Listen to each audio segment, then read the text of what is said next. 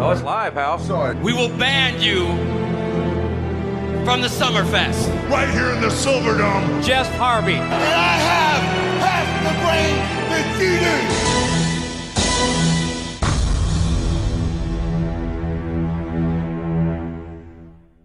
Welcome to the Wrestle Hunks podcast, a podcast where three hunks get together and discuss some of the very worst things you can find on the WWE Network, and the only podcast that won't smash your top star's face in less than a week before one of the most anticipated matches of the year. I'm your host, the Mordecai of Microphone, Brandon Marlowe, and as always, I'm joined by the hunkiest hunk, Brody Price. Good mole man to you.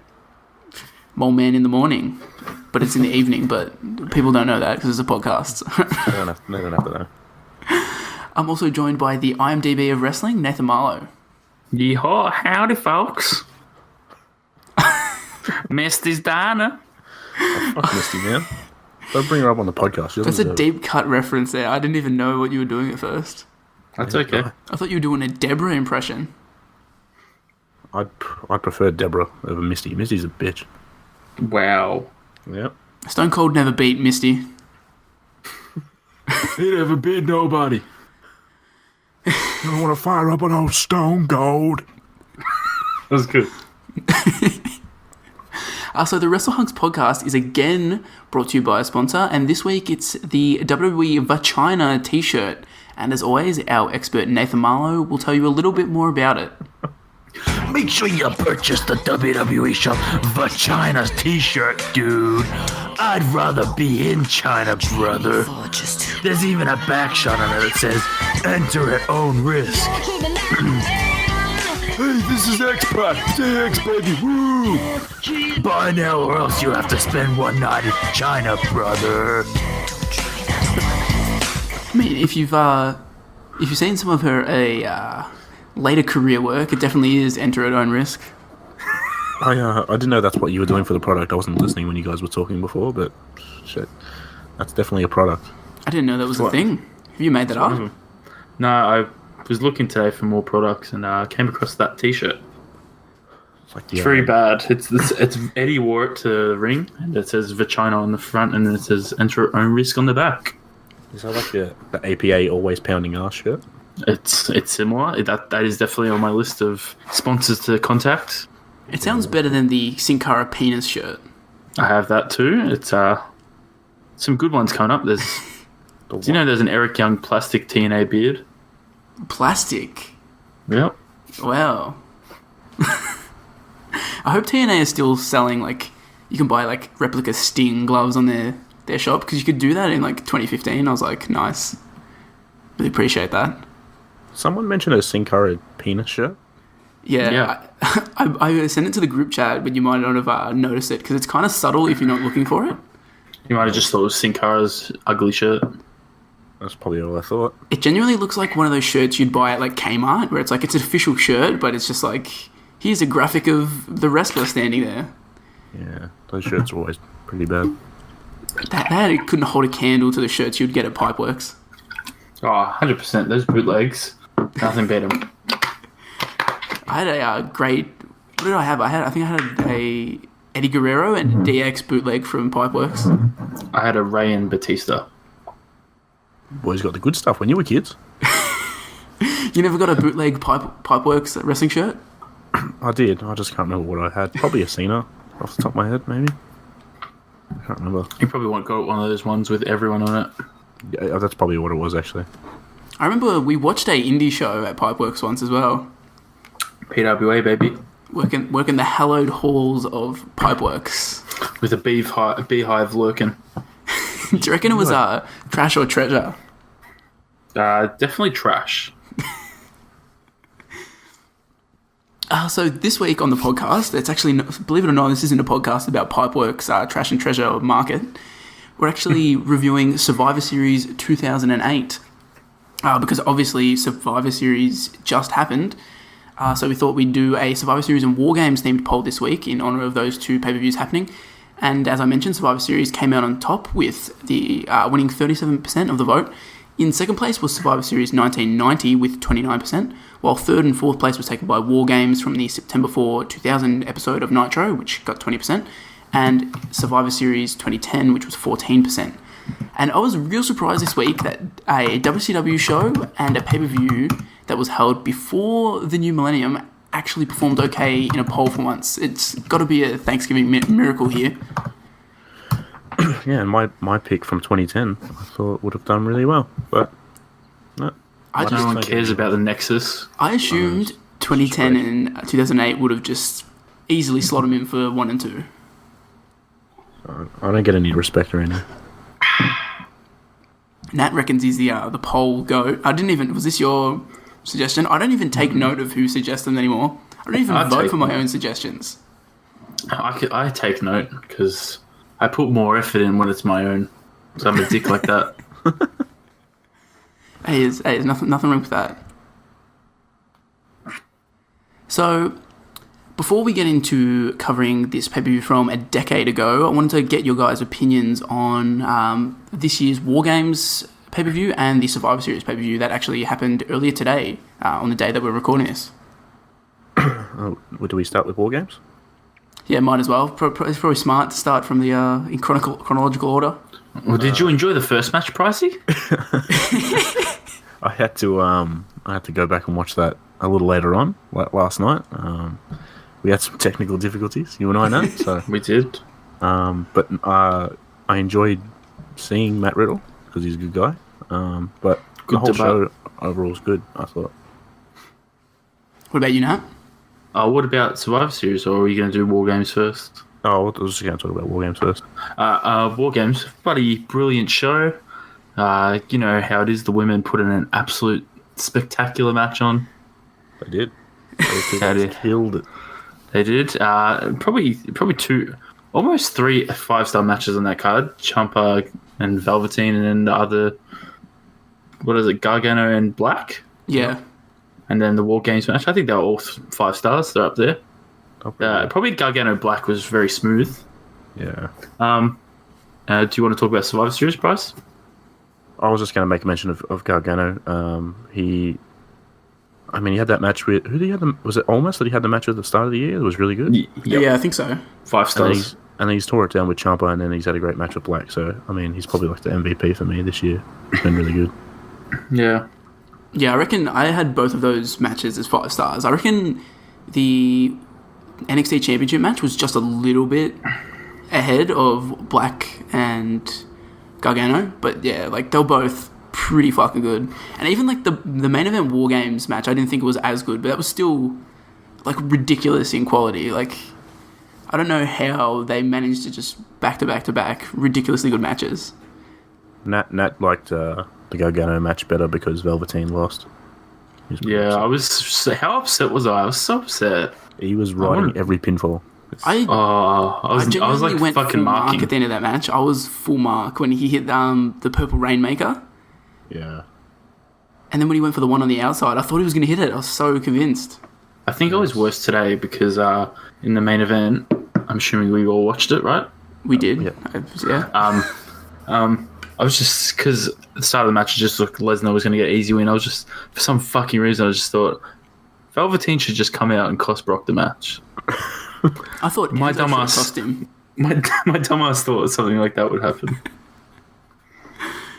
Hey, it could have been Lars Sullivan. They said he was coming soon. They didn't say how soon. Great. God. Can't wait. Fuck that. Just before I get your thoughts on Survivor Series, I just wanted to chime in as Brandon, the women's wrestling hater Marlowe here, and say that the women's match on the NXT card was the worst match of the show. So How? How? There was a Matt Riddle match. That went 7 yeah, that was seconds. good. It built up Matt Riddle. You're a disgrace. Yeah, but it tore down Cassius Ohno. Yeah, Cassius Ohno is just there to be a trainer at the Performance Center, okay? He does that, and he dates Paul Ellering's daughter. This is ludicrous. No, it was actually it was a decent match. I reckon it was the worst match that they've had. Those two, they've had like a million matches at this point. Honestly, that's not even you being wrestling women's hater, because like if you take out the Matt Riddle match, it's not really a match. It obviously was the fourth best match because the other 3 were very good. Oh, yeah, They're all 5 stars. It's not really fair. Like those matches, even for like I don't know, like you. If you took like an average takeover, the women's championship match would probably be like up there, but this takeover was just on another level. It was like the takeover from earlier the year with the North American title ladder match. Like, that was, I reckon that's probably a contender with that for best takeover. Yeah, Mania weekend, that was really good as well. So what about Survivor Series? I got a feeling that we're probably not going to be as high on this pay-per-view.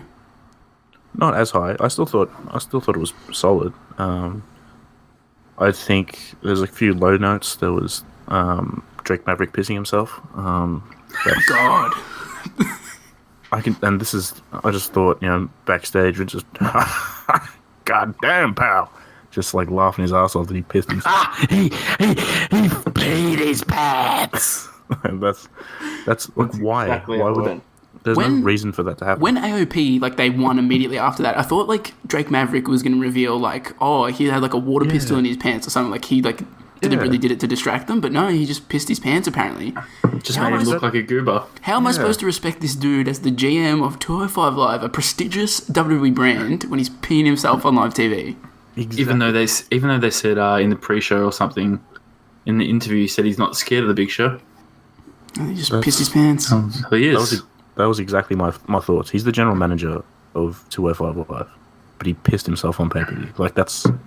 I hope they never make mention of it again, because I'm gonna try and forget it. But I thought the two main events were good, and the cruiserweights tore it down. Oh, that was a great match. Yeah. And I also thought Nakamura Seth was good. So I thought for the majority, most of it was good, like solid wrestling. But It was a shame it ended half an hour early. Oh, I don't mind that. I don't mind it going 3.5 rather than 4. Yeah, 3.5 is way better than 4. Yeah, but I was just too long. I was just waiting for something to happen. Yeah, the Enzo running. I fucking can't teach that. Enzo Also, running. I went back and watched the pre-show, and Revival suck. Wow. Dare you? Everyone was going nuts on it, like, oh wow, they had a good showing against the Usos. I thought they fucking sucked. Scott Dawson's knee, he can't move. Is his knee like that fucked? Have you seen how big his fucking knee pad is with the fucking brace? I can't say I've watched Revival in a while. Well, you're not missing out on much, mate. It's a more devastating. I don't like either of you guys at the moment. There's something going on with you two. What? The Revival deserve more respect. They're in a terrible tag division. I like Dawson. He's cool. Is that the one? Or that Wilder? You like one of them. Dawson has the mustache. Is that... Wait, which one's the one with hair? Dash Wilder has hair. Dash Wilder. He's cool. I see him on Instagram. No, he's poopy. Watching the end of that match, I just thought, why are the Usos and the Revival not having a match? Like, that's a dream match for me. I reckon I'd tear it down, personally. Well, your dreams suck. They're very underwhelming. Dream over, as they say. My personal thoughts on Survivor Series, I thought it was a solid pay-per-view. The only match I didn't care at all about was AOP and the Bar, and that's because I'm just like sick of the Bar. Like, I want them to break up immediately because they've overstayed their welcome. But yeah, everything else was enjoyable. I think the women's Survivor Series match was just okay, and the men's one was whatever. But like all the other matches were good to great, especially like the Bryan Lesnar match. I was full in on them being like, oh, they're punishing Bryan for no showing Crown Jewel. I was like, oh, Did you read why they dropped the title from AJ? No, I didn't. AJ's contract expires next month and he hasn't signed. Ooh, maybe he's going to the new promotion that the Bullet Club are going to do. Nah, he wants a 3-year deal. WWE wants 5 years and full time. Apparently, he wants less dates. Oh, fuck off with this less dates bullshit. So apparently, that's why they just took off the belt.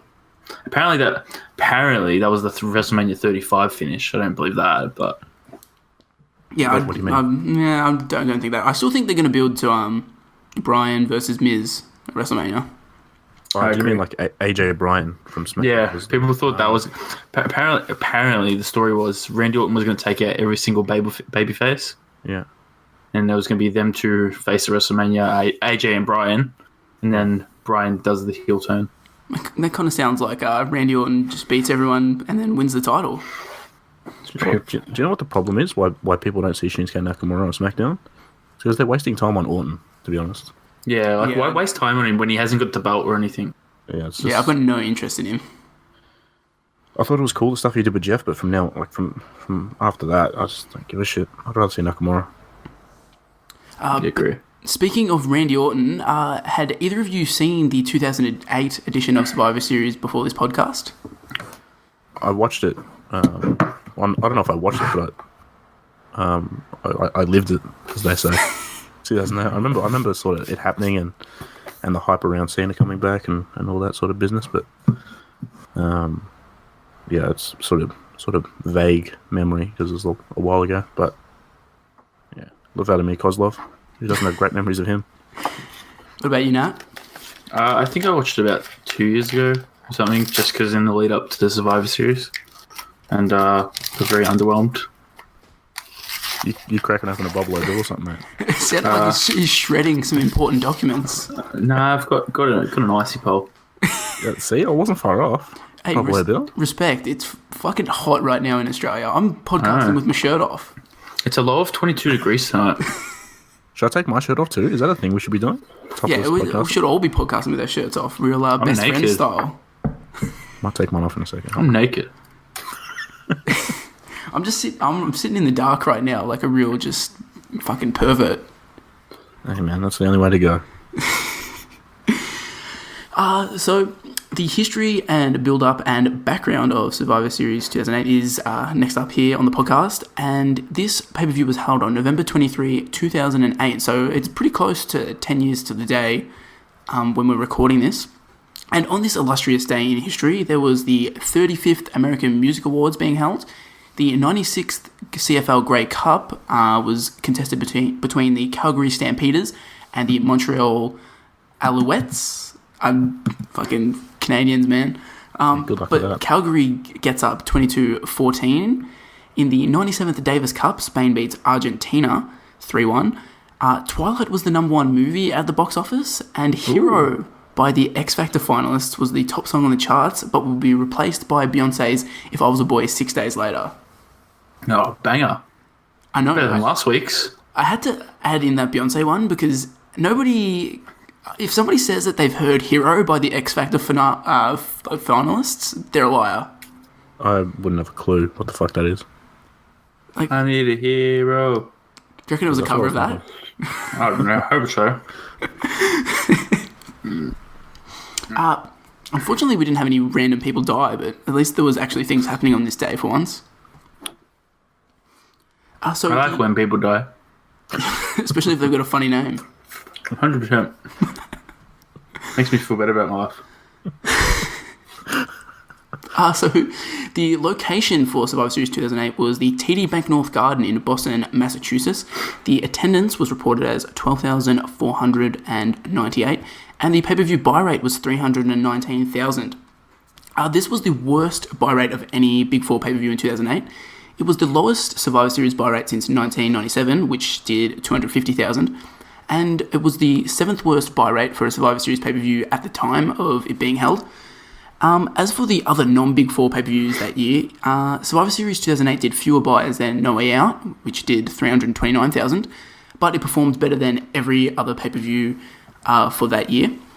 However, while on paper this probably seems like a poor buy rate, considering it's did less than No Way Out and was a considerable way off the other Big Four pay-per-views, it was actually probably a win for the WWE, personally in my opinion, because just under a month earlier at Cyber Sunday, the WWE did a disgusting 153,000 buys.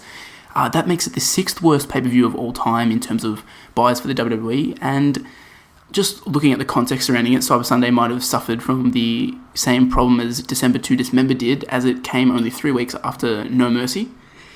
And just for you boys, some facts. I'm kind of stealing Nat's trivia here.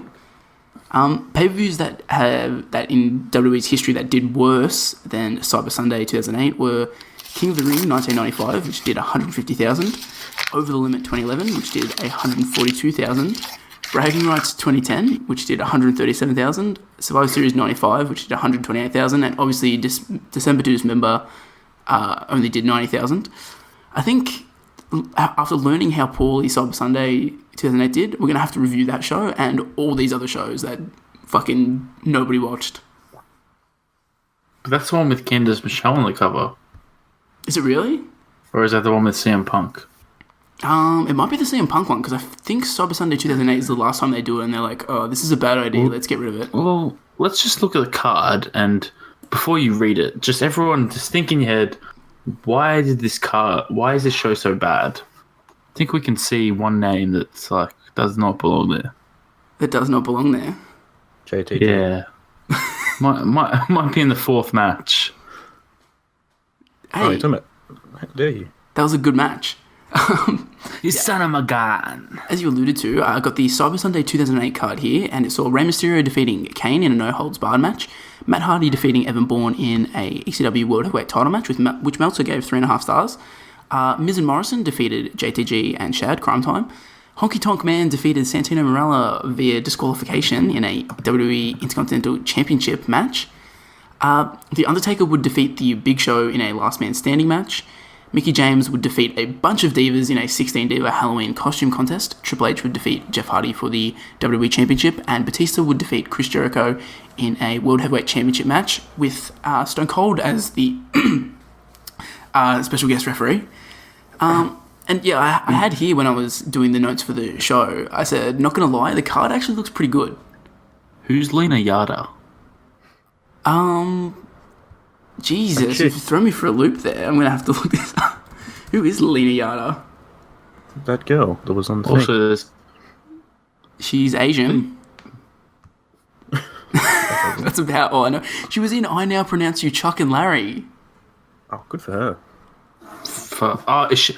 Oh, okay. Is that jogged your memory? I'm talking about... I Now Wait, Pronounce so You, is Chuck she and Larry. Is she like the lawyer? Maybe? I don't remember it at all. I have no idea. Can I take you guys down memory lane for a second here? No. Fuck you, I'm doing it anyway. Alright. So, Brandon, this is pretty funny. Back when you and I were in high school together, I back when you're in school, you sort of just, you feel like Monday, fuck that, I don't want to go to school. So I pulled a fast one over my mum's eyes and just, Linda, I'm not feeling great, I don't want to go to school today. So she let me have the day off, and then I figured out that, oh wait, Cyber Sunday's on today. And I'm like, this isn't gonna work, but I'm gonna go for it. I said to her, hey, there's a wrestling pay-per-view on today. Could I watch that? She let me watch it. I don't know why. She bought me the pay-per-view. Oh my God. Wow. And I thought, I'm pretty sure it was this. It was definitely Cyber Sunday. I'm positive it was this. I was like, Batista was in the main event, and I'm pretty sure Austin was the special guest referee. Then You could have ended your life there. Then I looked at the other Cyber Sunday. The main event was Batista versus Undertaker with Stone Cold as the referee. Surely not. I have no idea which Cyber Sunday it was. It was one of them. I can't be positive it was this one. I can't remember what happened. Well, shout out to you watching a Cyber Sunday, because apparently not a lot of people did, according to the stats. I might have been one of those very few people that bought this pay-per-view. How weird. I would have been slightly more impressed if you said, I took a day off on a Wednesday and watched Taboo Tuesday. That shit was weird. I remember watching, because we got Raw on Wednesdays here, Yeah. and it was like the same day as Taboo Tuesday, and it was just so fucking confusing to me. I was like, That would really fuck with you. yeah.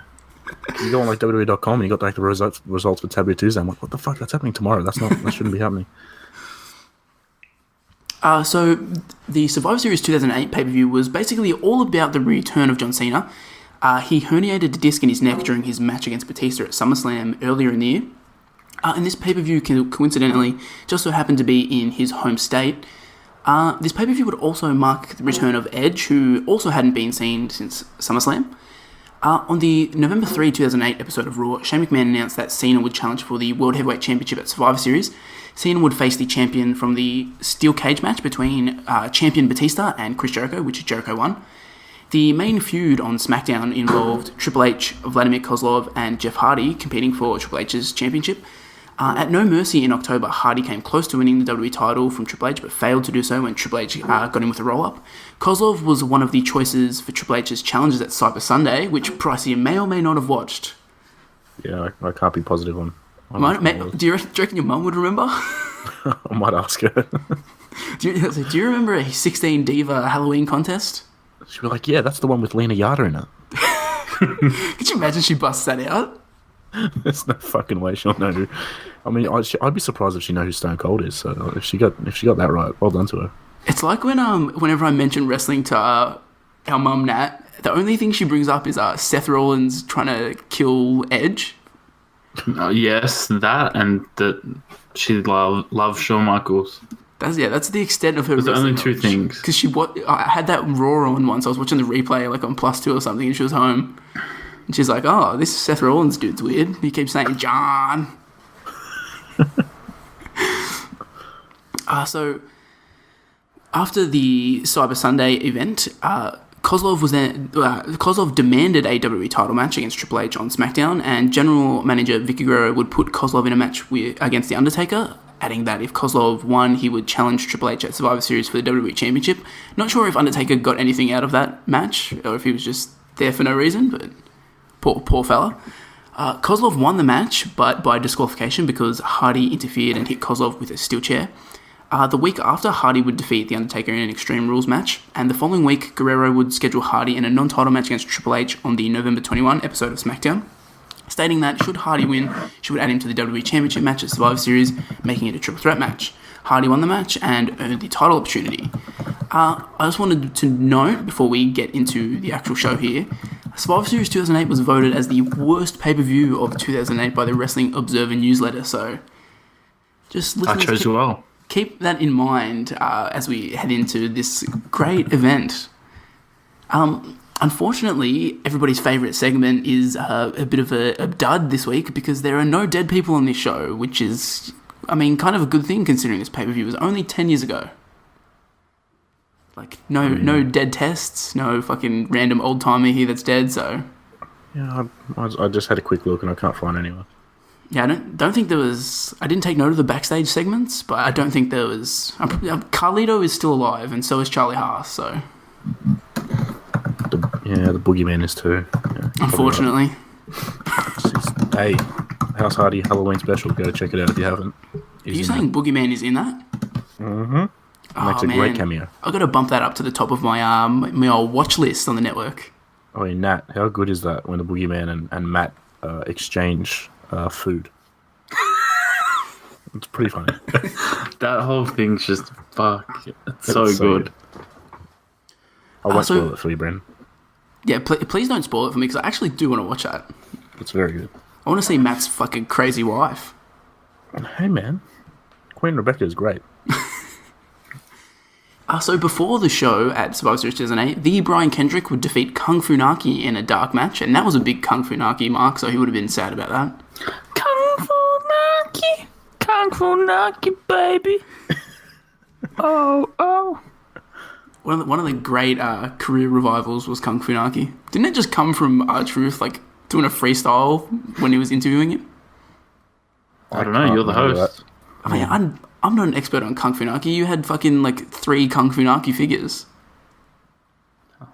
Fuck. I don't know. So the opening promo package for the show focuses heavily on Cena's life and career, and it's actually a pretty decent promo package, which unfortunately they basically reused later on. Don't know why they had to use it here.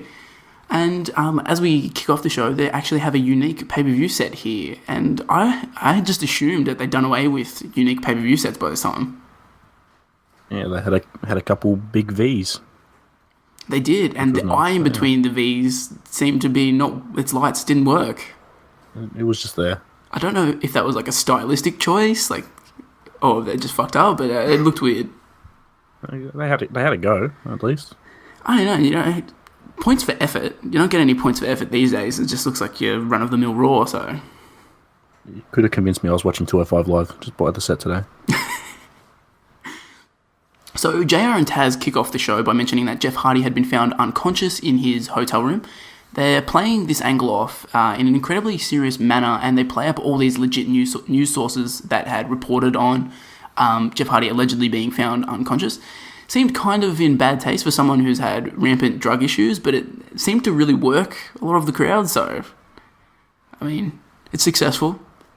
I didn't know Jeff Hardy was a real drug addict at this time, so I kind of just bought in to he must have been attacked by somebody. Yeah, I was trying to run through the roster, trying to do my investigation and see who it was at this point. I think if you had to ask me, put my money on it, I think it would be Shannon Moore. You had to get his name in somewhere, didn't you? Okay, he was part of that North Carolina crew with the Hardys and Gregory Helms, so maybe he was jealous that he never got the spotlight that they got. I thought you were going to say he was jealous that he left Jeff Hardy's band and it went on to great success. I would definitely be jealous if I left Jeff Hardy's band back in the day, considering where they're at now. I'm sure they're having top 10 hits. Any day now when we do the On This Day stuff, we'll have a Jeff Hardy's band at number 1. That's going to be the next feud on SmackDown. Shannon Moore's going to come back and attack Jeff Hardy.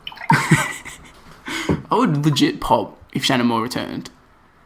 Like one of those, the only one. One of those random returns, you know, when they brought back the headbangers.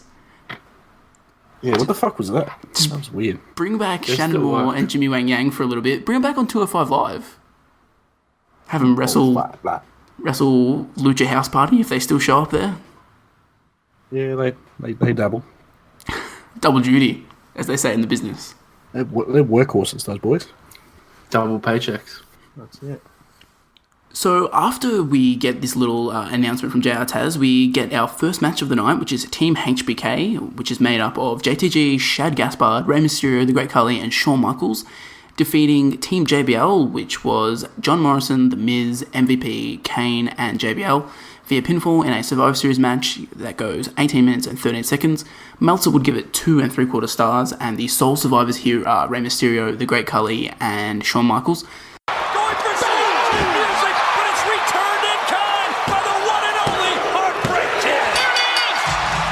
So this match is co-commentated by Raw, ECW, and SmackDown, which means we get the honour of hearing Todd Grisham on commentary. And I don't know about you boys, but I was lit when I found out that Todd Grisham was getting to call a match. I was the opposite. I agree. Oh, you don't like Todd Grisham's exciting commentary when he says, it's Christian. Fucking dickhead. God, they tried so hard to make Todd Grisham a thing, and it was never going to happen. He called Heat for like 5 years, and he was garbage, and they finally put him on SmackDown, he was garbage, put him on ECW, he was garbage. It was never going to work. Send him to SportsCenter. I'm so glad we got Vic Joseph now. Yeah, the standard of commentary these days is so much better than what we had 10 years ago. That's true. There might be the occasional bad commentator here or there, but overall, we're living in the golden age of commentators. Oh, Gorilla Monsoon is bloody just smiling down on us. You stop. So for the actual match itself, MVP would eliminate JTG pretty nonchalantly with a drive-by kick, but then he immediately gets chopped by the Great Khali and gets eliminated himself. Khali would then chop Kane, and then Ray would hit a splash from his shoulders to eliminate Kane. Miz would hit the reality check on Shad to eliminate him. Ray would eliminate the Miz with a 619. JBL would get counted out, and then Michaels would eliminate Morrison with a sweet chin music. What did you guys think of the very first match on the card? I think it's probably just a typical sort of mid-2000s or late 2000s, in this case, Survivor Series match. It's sort of just a bunch of guys sort of thrown in together from different brands, so there's not really a whole lot of story going on. But, you know what I mean, it's not that bad. I've seen a lot worse, so I can't complain. What about you, Nat? I thought we were in for a dud rating, since the Great Khali is a fucking dud. Look at that. That's a shit team. Crime Time and Great Khali. Hey, Shad Gaspard was just a big horse. He was destined for great things. Great Khali, there's one stage he tries to lift his foot up to do a tiny kick, and he can't even do it. Like, he literally tries to lift his foot up like 10 centimeters, and he gives up. It's not that bad of a match, though. Somehow. Yeah, well, I didn't like it, but before I get into my my expanded thoughts, I had a question I was going to ask, and now I think your discussion on the Great Khali's thrown me. I mean, is it a discussion about Ranjan Singh and where his sideburns rank among the best of all time? It wasn't, but I think if we're ranking sideburns, his are probably at least in the top 3. Yeah, sure. I don't know. Nathan, did you hear what he said there? You definitely didn't cut out there. I said they were top 3. Oh, yeah, I've got him up there with Matt Jackson. Yeah, top 5. And insert another sideburn here as well. Personally, this match, I thought it wasn't great. I thought it was pretty boring, and the start is like really weirdly paced, but then I kind of came around on it and thought it was significantly better when it gets down to just the 3-on-3 with Ray, Carly, and Shawn Michaels, I think, against JBL and Miz and Morrison, which I thought, like, when it was, kind of got rid of all the chaos and people flying around everywhere, it was a lot better. But yeah, overall, not very good. And during this match, it was in the boring sections. It got me thinking about a lot of things, particularly that shout out to the Dirt Sheet and Word Up. Do you boys remember these shows? I do. I don't. I should have written down what the word of the week was. I can't remember. But What was it? No, I can't remember. I should have written it down. No, I can't remember. But it was. Yeah, you're right. Those were pretty good. I don't remember watching them very often, but when I did, they were pretty solid. I feel like those two shows are way before like their time, because like in a 2018 world where the network exists, you could chuck the Dirt Sheet and Word Up, on the network as something like actually people would watch, but instead it's just in this era you've only got the real hardcore fans going on WWE.com to catch the weekly episode of the Dirt Sheet. I agree. I'm trying to find it. I can't do it. I won't have time. As for stuff that's going on in the actual match, did you boys notice HBK almost like committing suicide when he tries to skin the cat? Yeah, a bit of a hard time there. Oh, when his neck got caught in the ropes, I'm like, Jesus, did Shawn Michaels die here and we've just had a replacement Shawn Michaels for the past 10 years? Have you seen that one where Vince gets chucked over the top rope and he kills himself under the bottom rope? Oh, yes, I have, yeah. That one's brutal. That's a brutal one. It's, it ranks up there with when Stone Cold stands on the ropes and leans over too far and gets trapped. That's one of the great rope incidents of all time. Also, I don't know if you guys noticed, Nat might have because he really hates the Great Khali, but the final, I'm just estimating here, but like the final 10 minutes of the match, Khali literally just stands around doing nothing. Like he doesn't get involved at all. He doesn't know how to do anything. Like he's literally retarded. I was just about to say, like, is that any different to any Great Khali match? He just sort of stands there. That's pretty much his thing. Like he stands there and kind of like claps a bit, but like he doesn't get tagged in. He doesn't like make a run in or like slap someone or anything. It's just he stood there for the final 10 minutes while Ray and Shawn Michaels got the job done. When someone's best move is a chop to the head, like that's their most advanced move. I mean, there's something wrong there. I'm going to correct you there. Khali's best move is obviously the vice grip. But babyface Khali didn't do that. Yeah, because he's a fucking coward. Too busy smooching on girls. He's Playboy, mate. The Punjabi Playboy. He needs a vagina shirt. Hey, if China was in the company when Khali was in the company, they would 100% have had a lengthy period where they were a team. Yep, dating. They'll go out on dates. There'll be vignettes where they like go out to like a stereotypical like Italian restaurant and they get pasta and shit. And they'd feud with Glamourella. Yes. Oh, well, now I'm kind of sad that we never got to see this. Why did I remember their name? I don't even think they mentioned it in the show. They do, actually. I think they mention it when when Beth Phoenix wins. Like, they say something about Glamourella. Nice. My final thoughts on this match that I had was MVP didn't have his tent for his entrance, which was very annoying. I wanted to know if JBL actually got the fan that touched him kicked out, because I assume you saw that at the start when he goes off at a fan.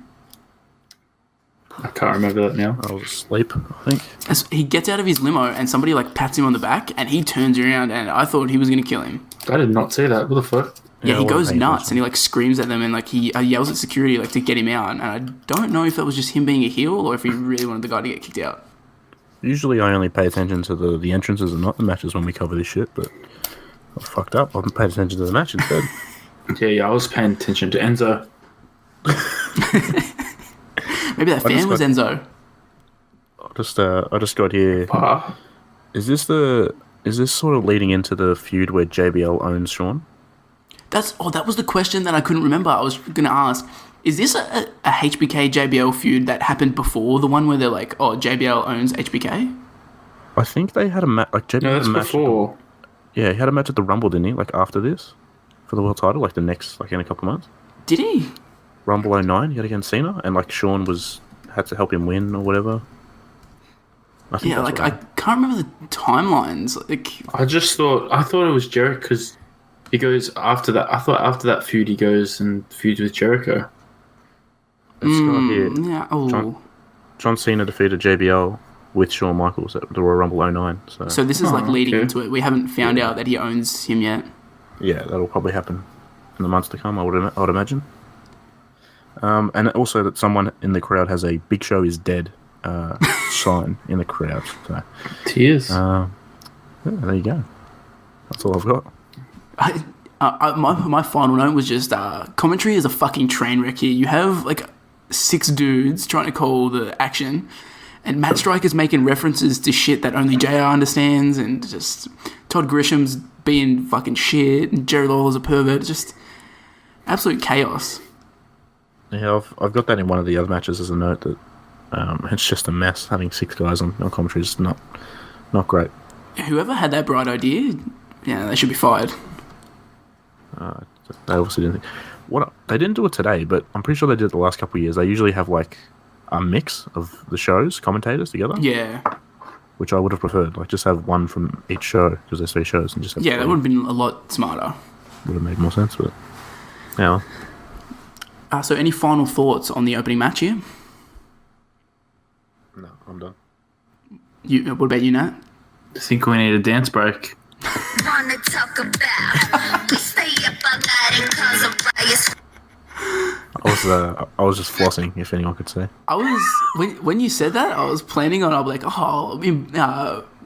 post production, I'll add in the Shazza McKenzie's theme there, and you just played it. You did it for me. You've just saved me a solid probably 5 minutes. Sometimes I just need my own dance break, not even for you guys. I'm always ready. Did either of you boys actually get up and dance in the dance break at Survivor Series? I low-key did like the little hype dance sitting in the chair. I floss every time I hear that song. I'm not going to lie. That's like my involuntary action. As soon as I hear that song, it's just like, oh, it's time to floss. Yeah, it is. So after that match, we cut backstage to Eve Torres, and my genuine reaction when I saw this was, what the fuck? I forgot she was a backstage interviewer. Like, is this something I should have remembered? Like, yes. I just remember Eve as the chick that crumps to R-Truth's entrance music, but she's not doing it here, so... Bit bummed out. Just not a big Eve Torres fan like me. She was the Divas champion. Have some fucking respect. Yeah, we know who else was a Divas champion? Was Jillian Hall Divas champion or Women's champion? She was Divas champion for 5 minutes. Yeah, that was so the prestigious butterfly belt. So Eve Torres here is interviewing Triple H and asks for his reaction to the Hardy situation, and they're kind of really playing up the drug angle. This then leads into the next match, which is Team Raw, made up of Beth Phoenix, Candice Michelle, Jillian Hall, Kelly, and Mickie James. They defeated Team SmackDown, which consisted of Maria Kanellis, Maurice, Michelle McCool, Natalya, and Victoria via pinfall in a sticky Survivor Series match in 9 minutes and 39 seconds. Meltzer would give it a generous half star, and the sole survivor would be Beth Phoenix. We call this Taz. You're the judo guy. Well, that's the judo dojo. It's like a version of a figure 4 leg lock, but different. That's good. Thanks a lot, ladies and gentlemen. Wait a minute here. The glamazon. All right, Candice tapped out, guys, by the way, I believe. So before I get into the summary of the match, I just wanted to get out a little bit of trivia here. This was the 3rd ever Women's Survivor Series match, but Beth Phoenix, the coward, became the first American woman to be a survivor. Because in 1987, the Jumping Bomb Angels were the survivors, and Aja Kong in 1995. Yeah, they were the only survivors in women's Survivor Series matches, and none of them were American. So I thought that was That's the second time I've seen Aja Kong's name today. Yeah, I saw when I wrote that down. Who the fuck is that? When I wrote that down, I'd seen her name earlier in the day, and I'm like, who the fuck is Aja Kong? Maybe somehow related to Awesome Kong. King Kong Bundy. It's a whole Kong family. Oh, wow, I've never seen this person in my life. What the hell? She's only 48. She could make a comeback. So, look out for that in future. Just like Ken Shamrock's coming back. Oh, wow. Ken Shamrock looks haggard as fuck. Did you read his tweet? Yeah, I did. Yeah, I attempted to. Fucking hell. Wait, what happened? I've missed you need to go search up Ken Shamrock on Twitter. Ken Shamrock said he's making a comeback to wrestling. If it's easier, go on Randy Orton's Twitter. Why did Randy Orton retweet it or something? Nah, he tweeted him. Oh, it's funnier. I'll But, Orton's one. While Pricey looks that up, I'll give the rundown of this incredibly quick Survivor Series match. So a certain son of a gun is at ringside for this match, because as we mentioned earlier, Glamorella is a thing. But as the match starts, we see Kelly Kelly eliminate Victoria with a Hurricane Rana. Maurice would pin Kelly Kelly after some weird backbreaker thing that nobody knew was her finisher, and nobody popped at all. Mickey James would eliminate Michelle McCool with a DDT. Maurice would eliminate Mickey James with a roll-up. Candice Michelle eliminates Natalia with a spear. Maria eliminates Jillian with a victory roll. Candice eliminates Maria with a Northern Lights suplex. And Candice then taps out to a shitty figure four from Maurice. Apparently, it's very weird, that spot. And then finally, Beth Phoenix would eliminate Maurice with the Glam Slam. And if that sounds like a lot of eliminations going on, it is, because everybody bar Beth Phoenix gets eliminated here in under 10 minutes, which is just ridiculous. But what did you guys think of this match? I didn't think much of the match, but had a fun time watching the entrances because of some of the music. First of all, Natty, her music was fucking terrible. I had that written down here as well. What the fuck was her entrance music? I don't know, but I've also got here that Maria and Candice Michelle, absolute bangers. And I'm not sure what Jillian Hall went on to do, but I'm sure she's a huge hit in the music industry at the moment. How good is her entrance music? It's pretty much. Jillian had a match. Jillian had a match against someone, I think Victoria, at the one night only pay-per-view for TNA. Wow, why? No idea. But she had a name, Jillian Hall. Oh, so that must be her real name then. Yeah. I'm just gonna do a quick search of Jillian Hall, see what she's been up to on the old indie circuit these days. I'll take over the show.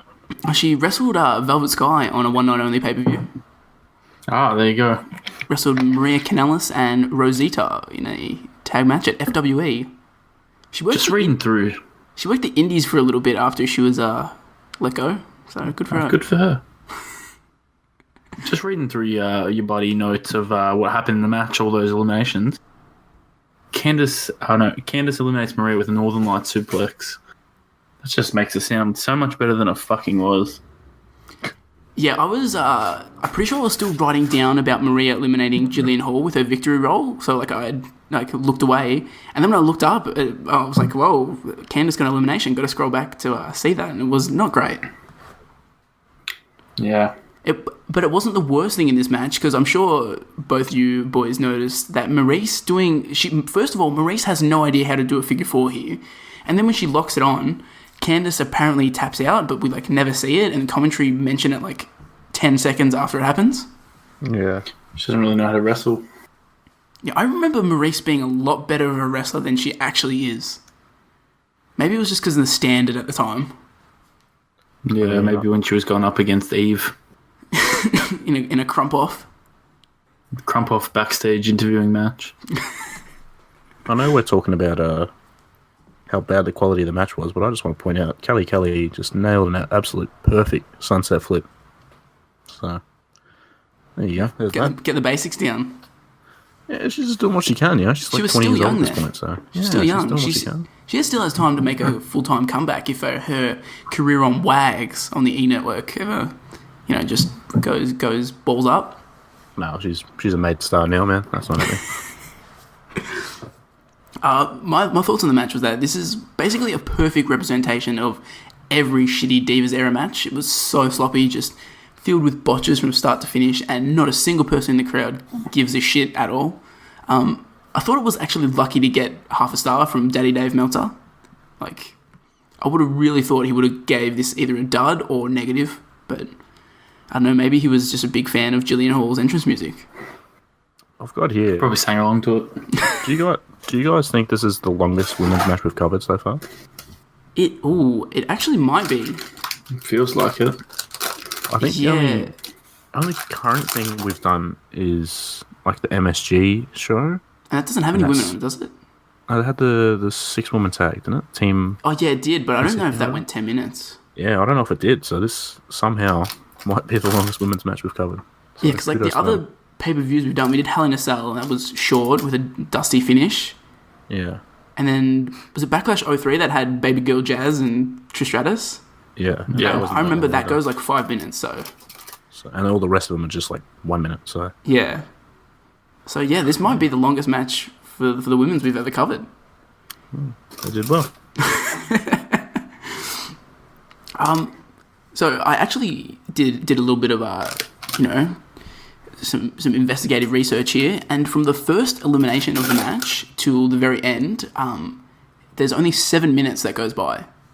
So there's 9 eliminations in 7 minutes, which is that's ridiculous. Jam-packed. Also, just other little tidbits about the match here. I don't know I feel like Pricey would notice this because he's like the king of Sticky City. Maurice grabs Kelly's tit when she pins her, which I thought was weird. I know she was like, at this time, she was doing a kind of like vaguely lesbian kind of gimmick where she would kind of like sexually grab them when she pins them, but this was just full tit grab.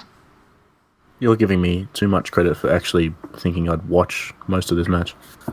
I sort of just had it on, just like I know what's going to happen here. I'm not going to pay much attention. I saw Kelly's sunset flip. I'm like, fuck, that's good enough for me. So I gave it 5 stars because I just based it off the sunset flip. That's where it ended for you. Yeah, I didn't watch anything after that. Well, if you did, you would see Maurice and Mickey botching their elimination. Like, Mickey's shoulders are not down on the canvas at all, but still gets counted. And yeah, as I mentioned before, Maurice completely botches the figure 4 that Candice apparently taps out in. Just everything that can go wrong in this match, like, does go wrong. It's impressive how many fuck-ups they squeeze into 9.5 minutes. So, any final thoughts on one of the greatest, probably one of the top 3 women's Survivor Series matches at this period in time? No, we've spoken about this for long enough, I think. Anything from you, Nat? I mean, our favorite diva, Beth Phoenix, had a good showing. She's a coward, and she can go fuck herself. Hey, Nathan. She was terrible in the pre-show. Hey, Nathan. Oh, I didn't watch. I just watched. I saw some tweets about that. Yeah, you and I don't have heat with anyone. That we're nice guys, unlike some people. I have Jim Cornette. Yeah, Nat is blocked by Jim Cornette. Thank you very much. Yeah, and I stuck up for him. Jim Cornette isn't relevant right now. All right, we're talking about people that matter. Matt Jackson matters, and he hates Brandon. So Matt Jackson is the only wrestler that's blocked me that I know of. Obviously, Beth Phoenix didn't block me, so I'll give her credit there. She was a coward for searching her name, but she didn't block me. So she just wants some more opinions. Yeah, well, you know what? You suck on commentary. She wants a more interconnected wrestling community. Maybe Rob will tweet out, should Beth Phoenix, no sitting on the fence, should Beth Phoenix be on commentary? Yes, no. Thinking face. Monocle emoji.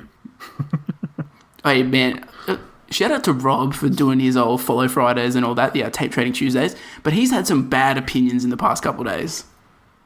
Hey, shout out, that's his gimmick. Who was the one? Was he the one that tweeted out the poll about like should there be like roll-ups used as a finish? Yes. Yes. Fuck yeah. He also did one. Can you smell what the Rock is cooking? Who cares? Fucking lame. I'm gonna shut the fuck up. I was really offended when he tweeted slander about Matt Riddle. Actually? Yeah, he was like, he said, I don't understand the hype about Matt Riddle. Go fucking watch him, you dickhead. I know, like, you can just tell from just watching him from... Like, I'd never seen him when we went to World Series Wrestling last year, and I'm like, I don't know who this Matt Riddle dude is. And just after watching him for, like, a couple minutes, you can tell. The dude is good in the ring, and he's got a fucking shitload of charisma, so... You can help me out here, Brandon, because Nat and I couldn't remember. Do you have a match with Slex or Elliot Sexton when we went? Ooh, I'm going to be honest. Slex. I feel like Slex and Elliot Sexton are the same person a lot of the time, so it could be either of them. You're a dick, man. That's what I said. I said Elliot Slexton. Elliot Sexton's way better, man. Get your head out of your ass, guys. Don't slander Slex on this podcast. Friend of the podcast, Slex. I would not slander him. I'm just saying Elliot Sexton's the best Australian wrestler in the world right now. I don't know about that. When there's Jonah Rock and Mr. Juicy. Well, there's one in the chat right now. Craig. Fuck you, cunt.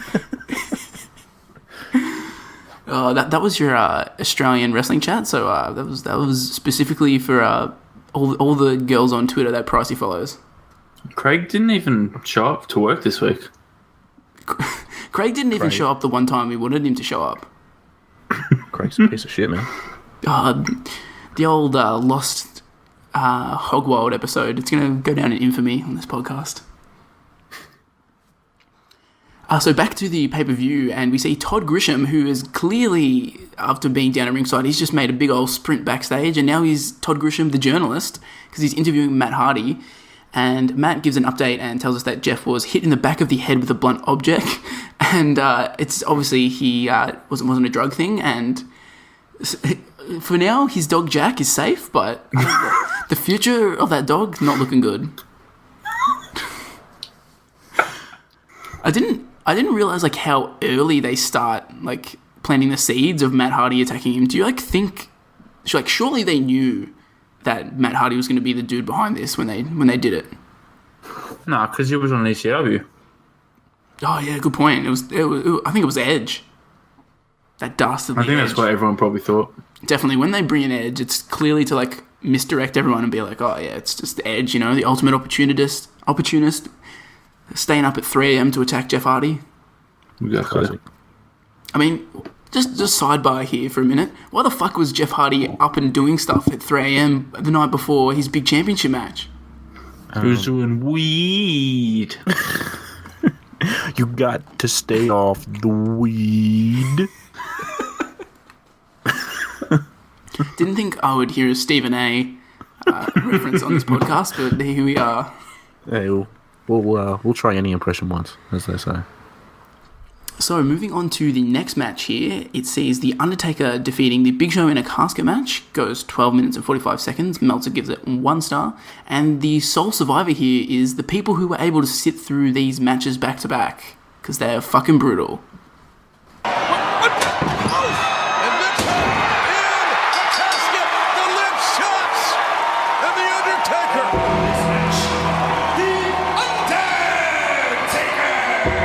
As for what goes down here, we see Taker leg drop Big Show through the ECW announce table. We then see Big Show tip the casket over for some reason. Big Show tries to run away from the match, but fire shoots out of the stage, which stops him. He tries to leave again, but then the Druids come out and stop him by bringing out a second casket. Taker then Irish whips Show into the casket, and he gets the win via this method. What did you guys think of this casket match here? Don't fucking slander that finish. You thought it was a good finish? I liked it. I thought it was fucking good shit. Nat, did you notice me highlight women's in that? Oh, I think I might have caught a bit of a yellow highlight there. No, what do you mean by that? I completely take that back. I misread it. I was sort of just grazing through the notes, and I thought it said this might honestly be the worst women's match.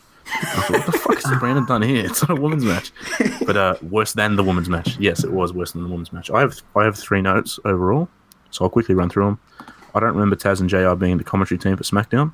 Yeah, I took a screenshot of it. Yeah, they were the drizzling shits, and also just a little note here: JR would refer to Taz as the Taz. So, well, he's the one and only. The second note I have, the leg drop to the table, kind of cool, and at least we got a unique finish. I've never seen that before, so that's all I did. The rest was kind of shitty. I'm a Taz man. I like to kick him. I'm just stunned after that. What did you think of the match, Nat? It was pretty fucking shit. Let's be real. I think this is rated as like not one of the worst casket. I looked at this casket match countdown. It's actually rated like kind of high-ish up there.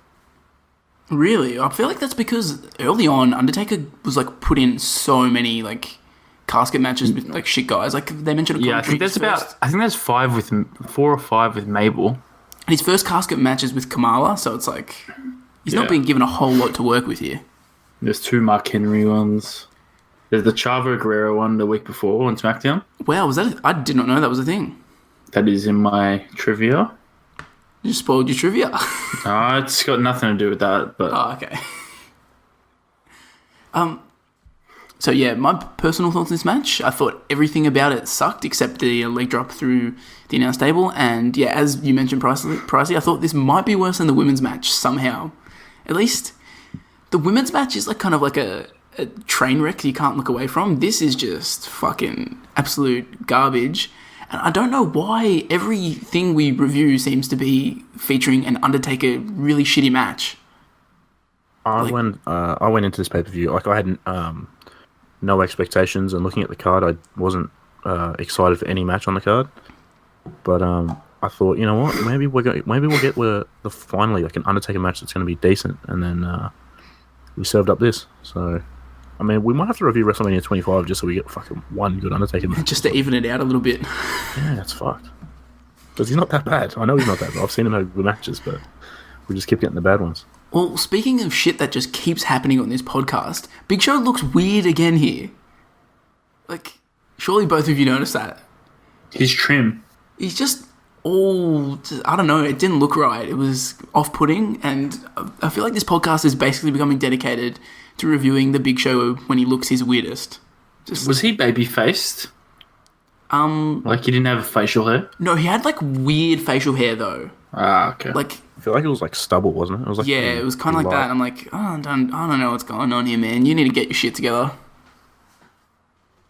I just wanted to mention, just to give a little bit of, like leeway to Taker and Big Show for this shitty match. It was reported around this time that The Undertaker was working with both knee and lower back injuries here, so I guess it can kind of excuse the shitty quality of the match, although, like, The Undertaker still does a leg drop through a fucking announce table, so your back and knee was good enough to do that, old man. I mean, he's probably still dealing with those now, but he keeps on wrestling. He was such a fucking hardcore guy, and he's paying for it now. Yeah, that's what you get. Don't be a deathmatch guy, Undertaker. Oh, but yeah, my other notes here was Undertaker does 2 of the worst TV monitor shots I've ever seen to the Big Show. They're so bad. Like, he clearly, like, at the last second puts his hand in front of the monitor so it doesn't hit Big Show. It just doesn't look any good. Also, in the aftermath of them going through the table, you can see Matt Striker, cleaning up the carnage, because one of them, I think it might have been Big Show, kind of threw the announcers' chairs around, and you can see Matt Striker going to retrieve his chair and putting it down. I felt sad for him. He had to do it all by himself while Todd Grisham was off gallivanting. And my final note was just a little question for you boys. Do you think Big Show is scared of the casket in this match because of what happened at his dad's funeral? That's a good point. Yeah, actually, they should have mentioned that. I'm surprised Striker wasn't on commentary, was he? If he had been, he probably would have said something about it. He definitely would have said something. Because, I don't know if they're just playing it up as, the generic, oh, I'm scared of the casket that most people do in a casket match, or if they're like, oh, he's scared because remember that time Big Boss Man just went to the cemetery and stole his fucking dad? Jesus Christ, wrestling was weird in the Attitude Era. So, do we have any final thoughts here on Big Show going up against The Undertaker? No. Wake me up when it's over. Well, It is over because next we see the Bellas backstage, and this is their first run, so they actually kind of look like twins here. Primo and Carlito come up to them and start hitting on them. They pretend, the Bellas that is, pretend that Nikki is Brie and Brie is Nikki, which confuses Carlito. We then see the Gobbledygooker come in, and they accuse it of being Charlie Haas in the costume, because at this time Charlie Haas was doing a gimmick basically exclusively on Sunday Night Heat, where he would dress up as like former superstars. Which, shout out to Charlie Haas. He was the heart and soul of Sunday Night Heat. I thought all this stuff was really funny that Charlie Haas did. It actually was. Like, I don't know why he didn't get much time on Raw when he was doing that. It was like, that's a kind of gimmick that would get over. They did the same gimmick with Big Show in like 2000 where he dressed up as like Hulk Hogan and shit. Shokishi. Yeah, so like, let Charlie Haas do something. But yeah, so what happens here is Haas walks in, which shocks them because like, oh, we thought it was you were a gobbledygooker. And then it turns out that it's the boogeyman in the gobbledygooker costume because his music hits and he takes it off and it's just he's dribbling worms everywhere. So... Top 10 anime shocks. I just have here. You mentioned here that they pretend Nikki is Brie. Do you mean like Nikki says like, no, I'm Brie or something? Yeah, Carlito comes in and he's like, hey, Nikki, you're hot. Come to my cabana. And she's like, I'm Brie. That's Nikki. But then, like, they just act like that's normal, don't they? So, like... Yeah, they don't really do anything else. So it's like, oh, yeah, fuck my sister. I just thought I thought they, like, changed their names or something. I was like, no, because I can tell by their voice, like, that's Nikki. Like, that's... that whole fucking thing. I'm going to be honest. I was looking away when this backstage segment started and I thought, oh, Carlito's actually messed it up, this silly duffer. And I look back, I'm like, oh, they're playing a prank. That's even better. I was waiting for Derek Bateman to come in and say, see you never. And walk away. We're still a few years away from Derek Bateman, unfortunately. Like, he could have really made this pay-per-view watchable. Man, I love Derek Bateman so much. So after this, we cut to Randy Orton, who's giving a pep talk to his Survivor Series team. Orton calls Cody Rhodes a weakness and that everybody in the team just needs to follow his lead. Cody then says if Randy is eliminated early, it'll be addition by subtraction. And yeah, I didn't remember this little bit where like Cody Rhodes and Orton were kind of associated, but also like hated each other. I didn't remember it at all. Ted DiBiase was dead. Manu was around. That's why you don't remember it, because Manu was there. No one wants to remember that. I mentioned that soon. I'm so confused on the timeline. Like, Ted DiBiase isn't here, but Manu is around. I'm like, I thought like Cody DiBiase and Orton had already got together, and like later on they were like, oh, let's try and add in Manu. But no, apparently Manu was in early. Yeah, I'm with you. I got no idea. That fucking threw me. I'm like, oh. He must have been injured or something, because then in 2009 they do that thing. They do that stuff with DX. Oh wow, is that in 2009? So yeah, he must have. Yeah, he must have got Breaking Point 2009. Yeah, that is really weird. This kind of speaks about how shitty 2008 was. So none of us remember any of it. Oh, actually, talking of Ted DiBiase, I bought Marine 2 the other day. Respect. We were... Price and I were at Blockbuster Greensboro. Closing down sale. 50% off sale. Absolutely. And I bought that. And I also bought Kim Kardashian's Fairy Tale Wedding with Chris Humphries. I'm disappointed that you didn't buy either the Chaperone or Surf's Up to Wave Mania. They didn't have any of those, but they did have Great American Bash 06, which we have, and WrestleMania 21 and 23, and Best of Raw 2009. They had like that would be a good DVD. They had a Best of Rey Mysterio as well. Oh, yeah, they did, yeah. And two TNA pay-per-views that I can't remember. They were selling their slushy machines, their fridge. They're literally selling everything in this store. I bought two movie posters from them. Like, they were selling everything. If anyone wants to get some cheap movie stuff, just head down to Blockbuster Greensboro. And if you want to watch MacGruber, Jack Smith, fan of the podcast, he has it playing in his car all the time. Respect.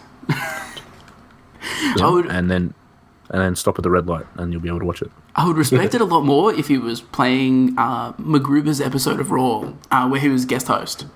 Where he took on Vladimir Kozlov. I would 100% put that in the poll, but no one's going to vote for it, and I don't want the disrespect. Hey, maybe one day rig the poll again. We could always do a week where we do guest host. Yeah, we do guest host and we do MacGruber, and then the absolute worst other ones that no one even remembers. I'm still confident no one will vote for it. I'll vote for it. People don't like my options. So the next match on the Survivor Series card is Team Orton, which is made up of Mark Henry, Shelton Benjamin, William Regal, Cody Rhodes, and Randy Orton, defeating Team Batista, made up of Kofi Kingston, Matt Hardy, R-Truth, Batista, and I have no idea who you have replaced with Terry Funk here, so... CM Punk.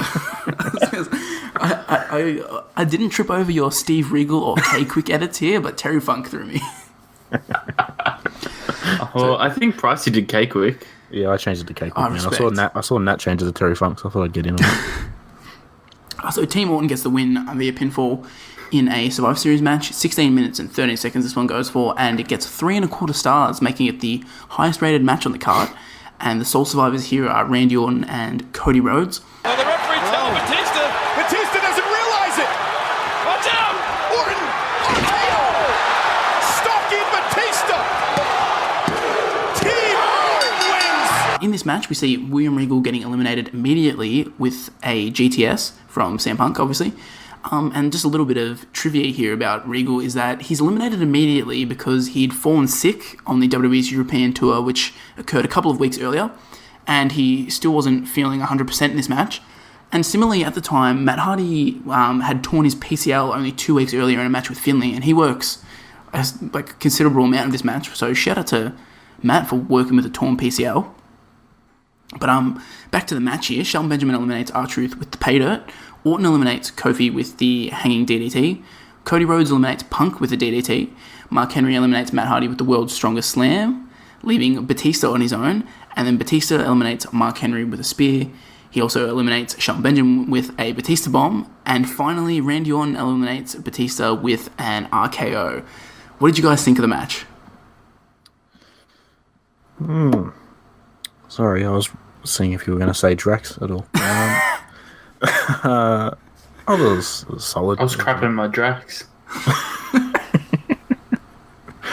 Yeah, solid without being too good. Just some big names. They did some cool things and whatnot. Just a Survivor Series match. I think one of the better ones on the card, I guess. What about you, Nat? Oh, I actually really enjoyed this match. Probably deserves the exact rating it got. You could really tell that Matt Hardy was injured. Also, I'm pretty sure... Wait, did you listen to Something to Wrestle? Which one? The most recent one? The William Regal episode. I have listened to the William Regal one, yeah. Is that where you pulled that from? Oh, no, this is a different illness. I assume are you referring to like when he gets really sick? I don't know. Because that was the one. There's one in the early 2000s where they go to India and when Pritchard was talking about it, he was talking about like a bunch of them got sick, and then William Regal just got sick and then never got better, and there was like something wrong with his heart. But initially when I read that he was sick here, I was like, oh shit, maybe that's that like serious one. But nah, it's just a different sickness, and I think this is pretty close to when he gets like suspended for being on the juice, getting jacked for NXT. So nice. Shout out to William Regal being on fucking performance enhancing drugs, even though he always had the sloppiest rig. I liked the ending of this match where Orton just let Cody Rhodes get Drax bombed. Yeah, and then he stole the win. Comes stole up the like win. a sneaky snake. Yeah, I did enjoy it as well. Addition by subtraction. I just want to point out at the start. So Kofi Kingston comes out and Taz goes, he's talking to Michael Cole and he says something like, "Oh, for old time's sake," and then he says, "You're making me crazy." And I'm like, what the fuck? When did that? What do you mean old time's sake? When was that ever a thing that he did? I feel like no, they used to do it when he first came in. Mike Adamle used to say that all the time. Yes, in ECW. I feel like Mike Adamle came up with it. Like he obviously didn't come up with "Jamaican me crazy," but like he was the first one that would say it when Kofi was out there. That's disgusting. Honestly, I almost threw up when I heard that. And I just got here the song that Cody and Manu use. I would use that on the Indies. Ted DiBiase's theme. I did have a little note here. I was like, Cody Rhodes comes out to Ted DiBiase's entrance music with Manu. Which one is it? Is it Priceless? Yeah, it's Priceless. Yeah, nice. They like. Do you get the pun there, guys? No. Last name. That's my last name. Oh shit. Yeah. They like never use Cody Rhodes singles theme that he uses when he's like real green ass fucking dude, like when he first comes in, until they have the triple threat, the legacy triple threat at WrestleMania, and they just, oh yeah, we're gonna bust this out now. We won't use the cool legacy theme. We'll just use Cody Rhodes' fucking hillbilly fucking music. Yeah, I don't even remember that until... Yeah, you're right. Now that you said that, WrestleMania 26, they do that. It's obviously not on the same level as Smoke and Mirrors, but that's all right. Cody Rhodes was a real goober before he got the dashing Cody Rhodes gimmick. Like, he just... Look at him in this ring, and he's just a little boy. These days, he's jacked. With his fucking Legend of Zelda Triforce fucking boots. Fucking nerd. He's a big boy. Gas to the gills. Hey, we get to see Cody Rhodes this Saturday. We do. I'm He's still not gonna skeptical wrestle. that he's wrestling. He's not going to wrestle. Yeah, Might get he'll be there, attacked man. backstage, Jeff Hardy style, in his hotel. Oh, what a swerve. I'm going to eat his lunch. I think I might sneak into the exclusive VIP area again, and then I'll attack Cody and I'll take his place in the match. Oh, who are you going to wrestle, man? You're going to wrestle bloody... I don't know. I'm blanking on who's on the card. I don't even know, because they haven't announced any matches yet, have they? No, not for night 2. Wow. Night 2's sold out, so I feel like they don't give a shit. That's exactly right. Maybe it'll be the return of Nathan Jones. Jeez, that'd be huge. The If three of us would pop. Nathan Jones shows up at World Series of Wrestling, I'll mark the fuck out. Yeah, because we'd be like, after the show, like, hey man, did you listen to our podcast about you? And he'll be like, yeah, I did. That's why I decided to come back. I knew I've got so many loyal fans out there. Yeah, we're restoring his the love for wrestling into Nathan Jones again. All the Jonesites out there, they want to see him wrestle again. Oh, God. So my thoughts on this match, I thought it was a pretty fun combination of wrestlers who are on both teams here, and then I thought it really translates into a fun match. Didn't think it was spectacular, but yeah, it's a good match, and the rating it gets, I think it pretty much deserved it. I'm kind of spoiling my little question later on, but I feel like this is probably the best match on the card. So, I'll point it out. I know we're all thinking it. Are you fucking kidding me? We got another shoe thrown in a match. yes, oh my god, I was wild when they fucking that happened. I was like, Layla throws a fucking shoe again here. We've had 12 episodes, so not that many episodes, and 3 of those 12 have involved someone throwing a shoe during a match. Yeah. Every 4 episodes, you've got a good chance of us saying something about someone throwing a shoe. Literally, Honestly. 25% of this podcast involves shoe throwing, and it's fucked. I mean, as Nat just was about to say, though, I've got here at least Matt Striker got in his Austin Powers quote. So, I appreciate that. Why was that like Layla's go-to thing? Just throw a shoe. Oh, she did the Michelle McCool one, didn't she? Yeah. Yeah. Completely forgot about that. Okay, she's fucking nuts. Yeah, good for her. Just Layla and Teddy Long throwing shoes. Jesus. So I just got some random questions here that I had in the match. My first one was, why the fuck does Tony Atlas like rip off his jacket during Mark Henry's entrance? He just... Show his guns. He's a disgusting man. Those arms are yuck. Wait, Nat, do his laugh.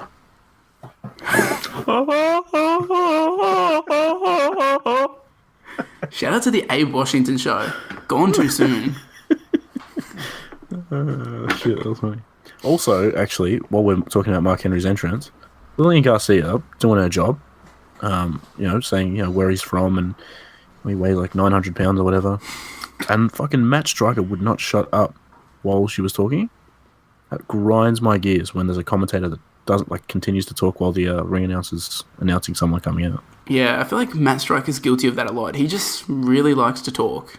Yeah, I feel like he's definitely done it a lot in his time during WWE. It fucking cooks me. I hate it. Plays fucking music. My other question was, who the fuck is the referee in this match? I've never seen this man in my life, but he's just out here refereeing the match.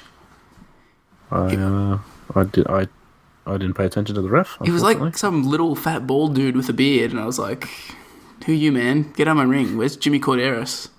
One referee. That's a deep cut reference, and I don't think anyone's going to get that. That's okay. I mean, your third co-host didn't understand it. So. I was just just look into the weird childhood of Nat and Brandon. I don't even know how we found this video, but it was this dude hyping up his YouTube figure fed on his channel, and he posted like a hype video where he's showing off all of his superstars. These are all the Mattels I have. Yeah, it cuts to like a shot of all his wrestling figures, and the caption of the screen goes, "These are all the Mattels I have." And then it cuts from that to somebody in a referee shirt, and he says, "One referee." One referee. Oh my god.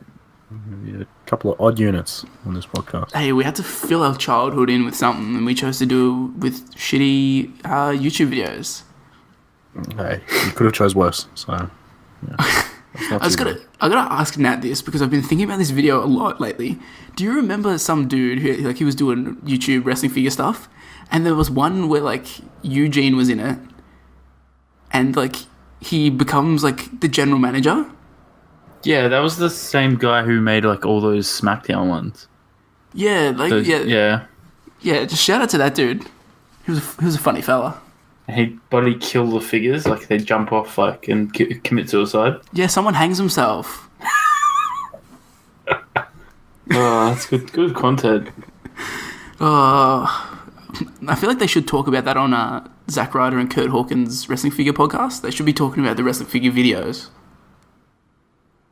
I agree. But yeah, that basically does it for me for this match. Anybody got any final thoughts on Orton getting the win over Batista? No, we're good. So after this match, we cut backstage to see Eve interviewing Vladimir Kozlov. Kozlov says he'll become the champion, the WWE champion.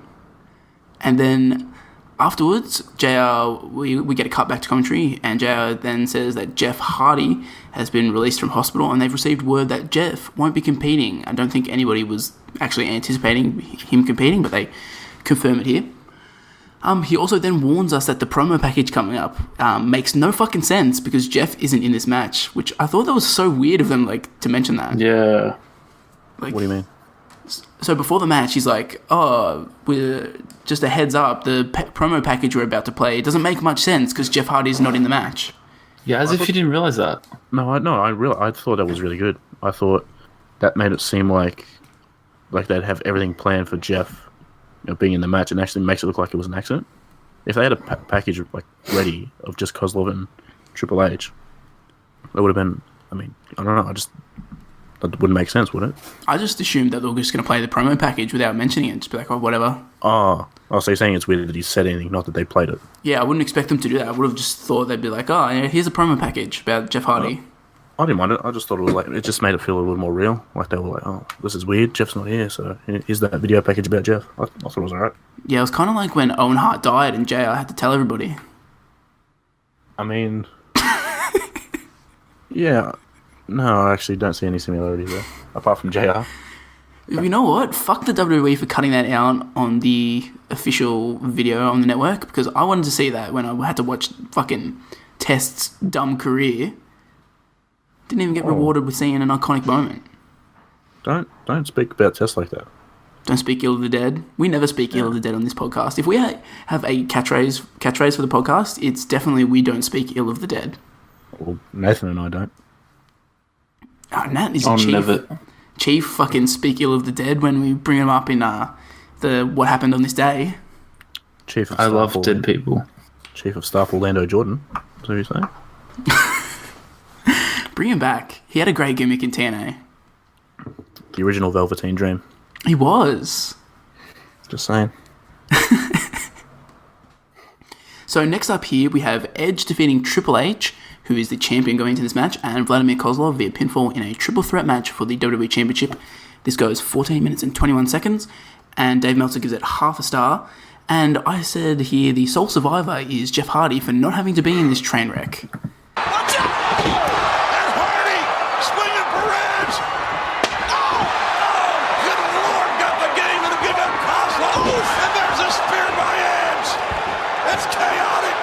Wait a minute. Edge is coming to get him. So So this match starts out as a traditional singles match between Triple H and Kozlov, which kind of confused me. I assumed that Vicky was going to insert Edge into the match immediately, and I was like thinking, how the fuck did like Edge and Triple H not carry Kozlov to at least 1 star in a match? But then when I saw like that it was just Triple H and Kozlov starting off, I was like, yep, that makes sense. Did you see there was one pinfall attempt by Kozlov and he hooked the wrong leg? I didn't notice that, but it doesn't surprise me. Kozlov is not good here. It was comical. So the crowd is pretty pissed off that Jeff Hardy isn't in the match. But as for the actual match itself, Triple H hits a pedigree and he can't make a cover. Vicky Guerrero then comes out on the stage and says, this will be a triple threat match. And she teases that Jeff Hardy is here. She keeps saying, he's here. But then it actually turns out it's Edge, and the crowd still pops like crazy anyway because this is Edge's return from injury, so it doesn't really pay off in like actual heel heat, so... She's a heel! That kind of falls on its face a little bit, but whatever. So Edge comes down to the ring and hits a spear on Triple H and goes to cover him, but then Jeff Hardy runs out and attacks him. He grabs a chair and tries to hit Edge, but then Edge moves out the way, which means he hits Triple H accidentally. He then hits Kozlov and tries to hit Edge again, but instead takes a spear. Edge then covers Triple H and gets the win. We've got a new WWE champion. So what did we think about this weird-ass WWE championship match?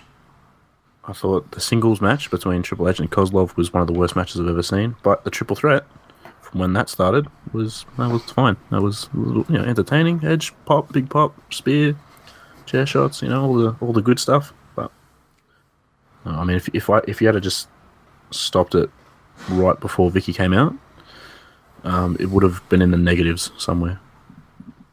What did you think, Nat? I completely agree with Pricey, but I've just got a bit of a random thought. I remember seeing the result on WWE.com. How they had those slideshows.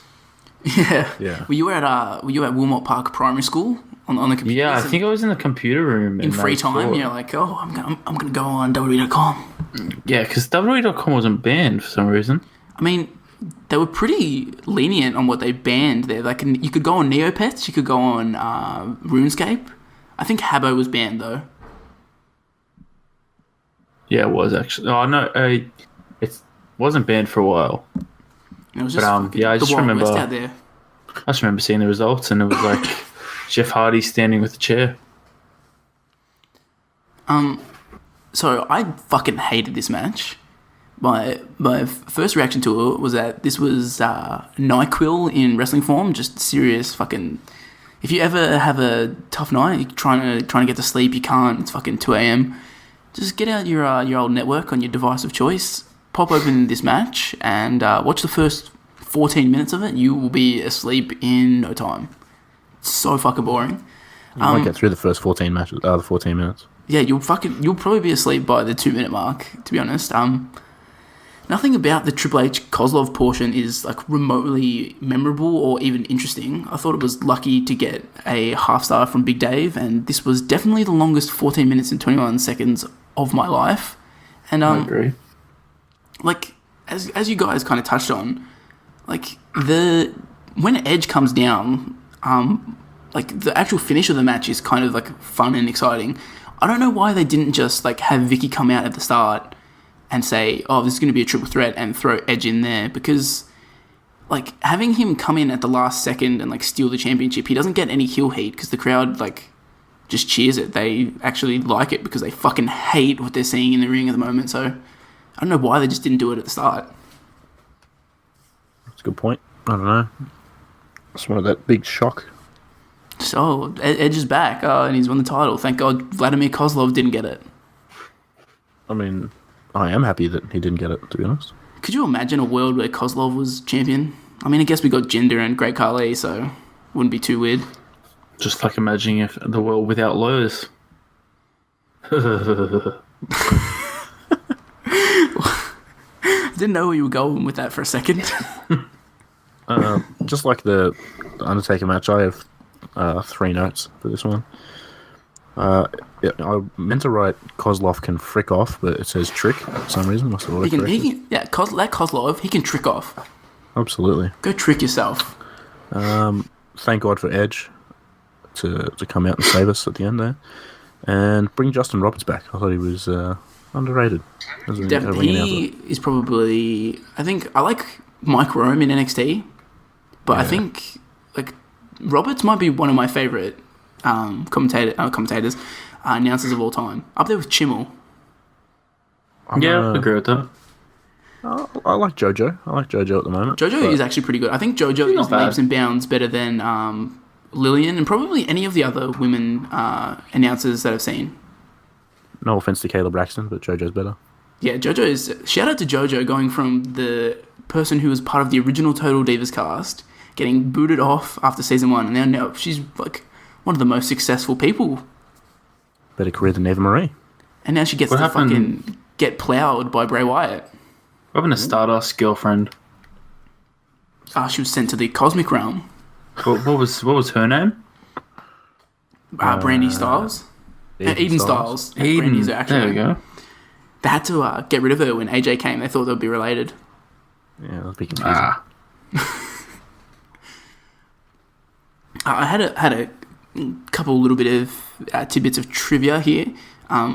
Obviously, if you've watched this, you know that this is Vladimir Kozlov's pay-per-view debut, because I mentioned it a couple of times.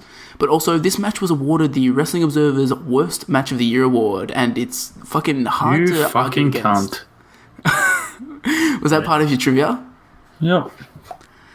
Your boy does his research. This is why we can't have nice things. Because Brandon does the research and I don't, and I lose every week. As for my other notes from the match, I thought Kozlov looks like he's wearing a diaper here. Just a big, chunky boy in a white pair of trunks. Not a good look. Definitely, his comedy run look is way better. White trunks never really look good, I don't think. Even on like Bo Dallas, who's not as like big and shit, the white trunks still look like he was wearing a nappy. Yeah, they're not great. Not great. Also wanted to mention that I was, as a young lad, I was desperate for Hardy to win the WWE Championship at this time. I was like, just that was all I wanted in life at that point. I could die happy if I saw my boy Jeff hold the big strap. I had a friend that was a wrestling fan as well when we were younger, and he was a big Jeff fan as well. For some reason, I wasn't. I was a fan of Jeff. I just wasn't as big a fan as most people, but I was excited for him to eventually win the strap. But just more of a punk guy. I don't know. Maybe I'm just an indie mark. You're a damn smark. Yeah, can't help it. The crowd is ridiculously bored during this match. I just wanted to note that one dude literally at the start of the match would not stop chanting boring. It was literally just him, and he must have been near one of the like crowd mics, but he's just real committed to the boring chant. And the crowd also starts a TNA chant, which is that was like the 2008 equivalent of chanting CM Punk. You just know that's when the match is the shits. Yeah, I thought I heard that, and I just didn't make a note. I wasn't really paying attention because it was shit, but I was pretty sure I heard a TNA chant, which is pretty sad. I also wanted to, like, as a kid, like, I haven't watched a Vladimir Kozlov match in, like, basically 10 years. And so in my mind, I remember his, like, offense being really devastating and impactful. But watching this match here, like, the stuff he does is, like, doesn't have any impact at all. It's kind of, like, really, really Nathan Jones type fucking, like, offense that doesn't really look that hard-hitting for a big hoss. His headbutts to the chest fucking suck. Yeah, like... They replay it and they play up in commentary. They're like, oh, look at this the huge impact. And they replay it and it's like, oh, he just kind of like, here you go, you're on the ground now. Like, Drew McIntyre's headbutt is way more devastating than that. And that was like Kozlov's finish. So... The old Glasgow kiss. That's also a much better name than whatever they would have been rolling with for fucking Kozlov. They're calling it the battering ram. Fuck that off. Yeah. No, that's not good. Yeah, and my final little bit about this match was, I just wanted to know, was Triple H had such a big ego that he couldn't drop the title to Hardy, and instead he had to drop it to Edge just so he could drop it to Hardy a month later?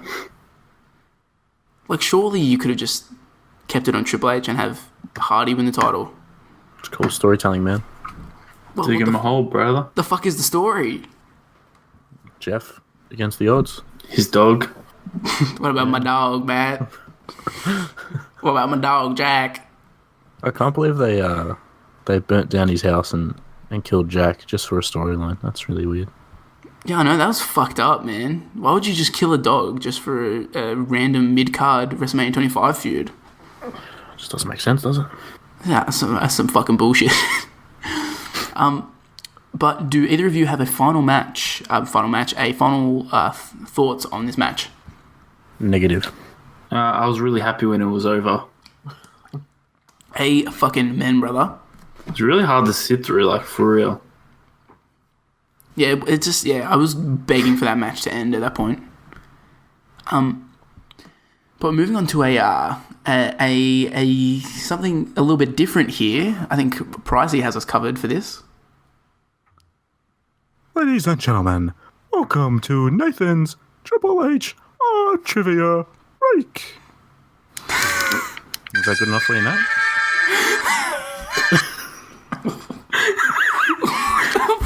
Good intro. You just played the Channel 9 cricket intro for that. Yep. I thought you were coming in off the long runs bowl. A few seamers there. Ladies and gentlemen, welcome to my Triple HR Trivia Break, where there's a new name of the trivia each week. A shout out to Brody. He came up with the R trivia bit. Didn't think it was right to fully steal it. Did I? Yeah, you did in the car the other day. So. Oh, thank you. Thank you for the credit. I didn't. So far, the scores: Pricey has 1 win. Brandon has 1 win too. So, I have 13 questions. No, I have 12 questions, and I just added a tiebreaker because Brandon's a fucking cunt. But I'm assuming there'll probably be times where you guys don't get the answer right. So, we'll see how we go. Are you ready? I'm always ready. I was born ready for Triple H trivia. Let's do this. Yeah? Okay. Yep. What do Kozlov's lyrics at the start of his song mean? Do you want me to say the lyrics? Sure. Yes. Ja prinjos tebe bol. This will be the end, is what it says. I feel like it's going to be something like, I'm here to destroy or something. I'm going to have to give no one any points there. It's I brought you pain. Mine was kind of close. Same shit. Wow. Fucking good start. Hey, that's why there's a lot of questions. How many times had Jericho and Cena faced each other before this for a major title? Ooh. For a major title? Which is the world title. Any world title. Yeah, world title. Do you count multi-man matches? Or just singles matches? No, just that. No, just them two. 2. Yeah, I was going to say 2 as well. It's 2. Ooh. It was the one at tempted to SummerSlam? say 3. SummerSlam 05, and then they had a rematch at Raw? On Raw, where he gets fired, isn't it? Yeah, that's what I'm thinking of. Okay, next question. Give me the exact date. When did Vladimir Kozlov retire from wrestling? Fuck. You got the exact date. 2012. Jesus. 2012, November 13. Brandon, what's your guess? I'm going to say June 25, 2017. Sorry, can you repeat that? June 25, 2017. Pricey's the closest. He wins. It's October 16th, 2012. I thought he would have been like one of those dudes that just popped up like, oh, here I am in random indie fed. Yeah, so not long after WWE, he did retire. Maybe he got assassinated by Putin. Oh, yeah, you never know. I think actually he's doing acting. I'm pretty sure. Oh, I wish him all the because best. I think it was not long ago. He actually called out he wanted to face Brock Lesnar in UFC or something. Dream match. So that happened. Next question: who did Layla reject to manage 2 months prior to this?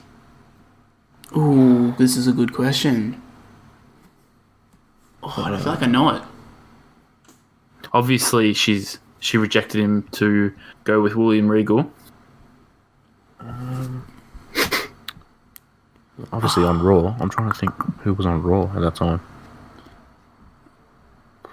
It's like I feel like I've got it on the tip of my tongue, but I just can't. Dolph Ziggler?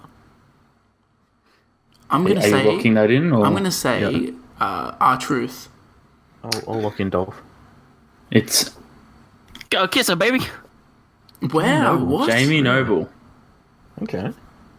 I mean, it makes sense, but yeah, that wasn't. He beat William Regal very quickly, and then the next week he got body demolished, so she didn't like him anymore. So that happened. Rude. Next question. Who won the Las Vegas Dice on a Pole match? Oh God, I'm fucking. Am I allowed to ask if it was a singles match? Wait, this is a Divas match. Okay, was it a singles match? No, multi-woman. Oh, okay. I'm gonna go Beth Phoenix. Why wouldn't you? Beth Phoenix, lock it in. Candice Michelle. You're both fucking really wrong because it happened on SmackDown. So it was Maria. It was Maria. Good on her. This quiz is going well. The two questions are too good.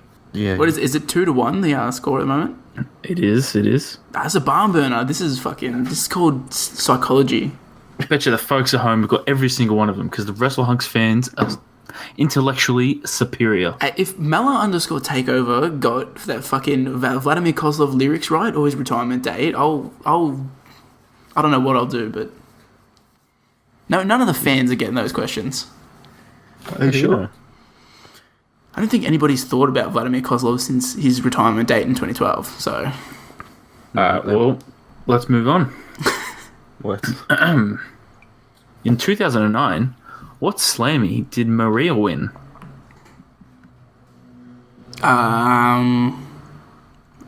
oh Jesus, they make up different fucking Slammy award categories every year, so it could be literally anything.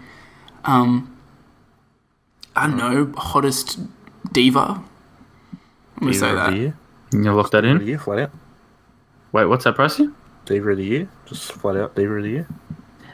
Ding, ding, ding. Yeah. Wow, what That a happened. fucking drizzling shit's time for women's wrestling. Diva of the year. Hey, it's the equivalent of Women's Wrestler of the Year, that one. Okay, we've got a much easier question here.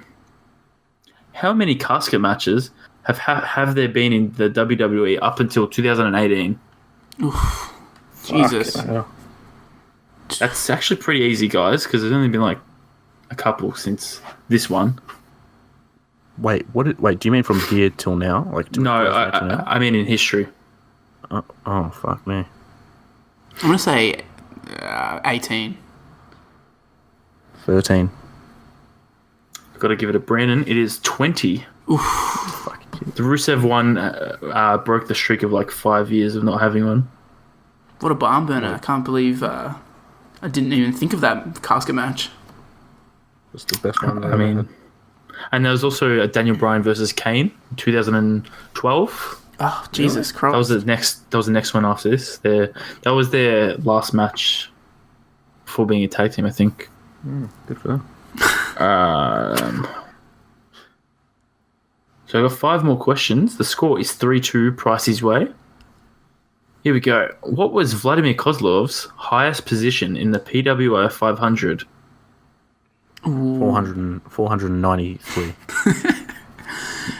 Are you locking that in for real? Yeah, 100%. I'm gonna say he was 32. 53 Pricey. That was silly because the nearest answer wins. Wait, what do you mean? No, I understand that, but how is that possible that he was that high up?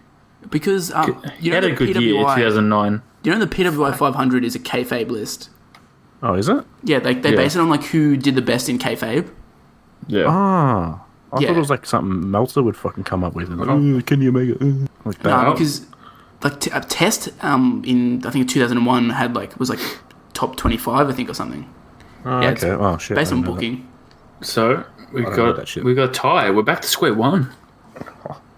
But can anyone tell me what was Vladimir Kozlov's highest rated singles match? Are you asking for the star number or the actual match that he had? I think I'll go for the star rating. If you somehow know the person, good for you. You're fucking Mark. If he got a match higher than 2, I'd be surprised. I'm gonna lock in 1 3/4 stars. I'm going to say he got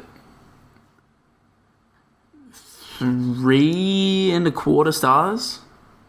And Sorry, can you repeat that? Maybe 3 1/4 stars, and I don't know, probably against Sheamus or some shit. No, the highest was 1 1/4 stars against Matt Hardy.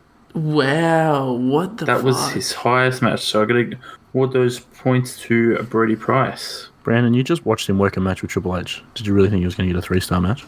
Or maybe it was a good comedy match. I remember seeing one of his tag matches with Santino against someone else on a pay-per-view, and it got rated okay, so I was assuming that maybe around that time he had a good singles match or something, so I think there's a tag match that was rated 2.5. I think that might be they had a tag title shot.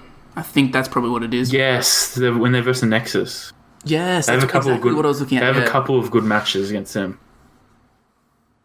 All right, so we move on to a friend of the podcast, Beth Phoenix. What is Beth Phoenix's highest rated singles match? Ooh. There's 2 of them, so you don't have to, you're just guessing the star rating here. 3 1/4, Beth. I'm gonna 3.5, and it was probably against Melina. Maybe their I Quit match. I missed the second one. What do you mean you missed? I said 3 1/4. Not 3/4, 3.5, and I think it was probably her match against Melina. I said after Melina. Oh, in the I Quit match. Price is the closest, but fucking long way off. It's her highest match is 2 1/4 stars. Really? And do you want to know who that's against?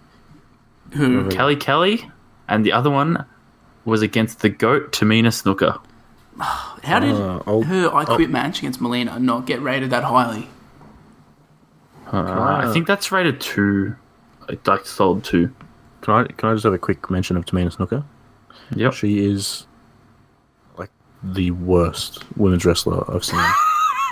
Not in ring wise, she's just so boring. I don't Shout care. out to her for still being employed.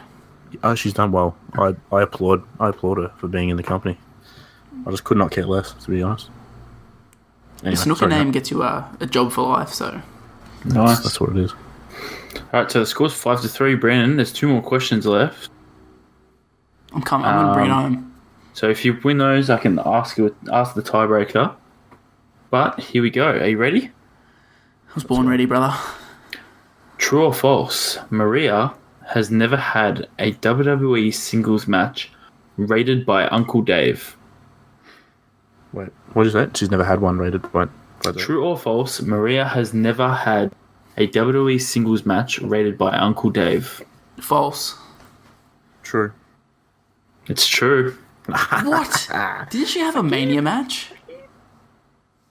The Playboy Bunnies one? A singles match. I could have sworn she had a singles match at Mania. No, that was the tag one, wasn't it, with Ashley? Oh, yeah, that... Snoop Dogg one? I was thinking, earlier than that. But now, maybe I'm thinking of someone else. If there is, I searched for it and I couldn't find anything, so... I can't believe they never gave her, a pay-per-view, women's championship match. She was over. She was, but I'm going to ask the tiebreaker first, just to get this question out there. It's just a little question. Tiebreaker, yell out. Try to be the first one, okay? So, yell out your answer. Gotcha. Yeah? All right. Yeah. Ready? Who debuted first, Nikki or Brie Bella? Brie. That was pricey. Ooh. I like that you guys know that, though. Yeah, because they do Twin Magic for a bit. If you don't know your Bella Twins trivia, are you a wrestling fan? I don't think so. Nikki is the women's GOAT. She started the women's revolution/evolution. So, Longest reigning champ. This is the question. Closest number wins. You don't have to name any wrestlers. How many people on this card that wrestled, so no announcers or anything, interviewers, have wrestled or appeared on WWE TV in 2018? How many? How many of them? Should I do it quickly before Brandon checks? I'm not looking at it. I'm just staring at the main Just event. give me a rough number in your head quickly. I'm saying 7. 8. Fuck, you're both way off, but Pricey wins. It's 28. What? And I'm going to tell you who wasn't. It's 'cause of fucking Evolution. I'll tell you who wasn't. JTG, Shad, John Morrison, Candice Michelle, Jillian Hall, Victoria, Cody, Punk, and Vladimir Kozlov. Everyone else you see has appeared in 2018. Wow. Great Khali was at the Greatest Royal Rumble. Who else you got? MVP was at the 25th anniversary. So was JBL. My God, you've done your research and you've knocked that out of the park. I did a hard research. Now. I was hoping that was that was going to come down to that question. That was a great one. Good work. I mean, Literally. Should I tell Brandon the trivia question that I had that I told you, Nat? I forgot it, so yeah. Well, you can answer as well, but you probably know the answer. Brandon, how many Survivor Series pay-per-views have there been that hasn't had a traditional Survivor Series elimination match? Oh fuck! You did tell me that. Fuck, I don't remember. I'm gonna say 2. I reckon you fucking researched this because that's spot on. I didn't. I just pulled that out of my ass. It's 1998. They had most of the pay-per-view was They had the tournament, didn't they? I actually listened to that Something to Wrestle With, and I should have known that. And then 2002 was the other one. The only tag matches they had was a 6-man table elimination match. Bubba Ray, Spike, and Jeff against 3-minute warning. And then they had the triple threat tag match between Los Guerreros, Angle, Benoit, and Mysterio Edge. Nice.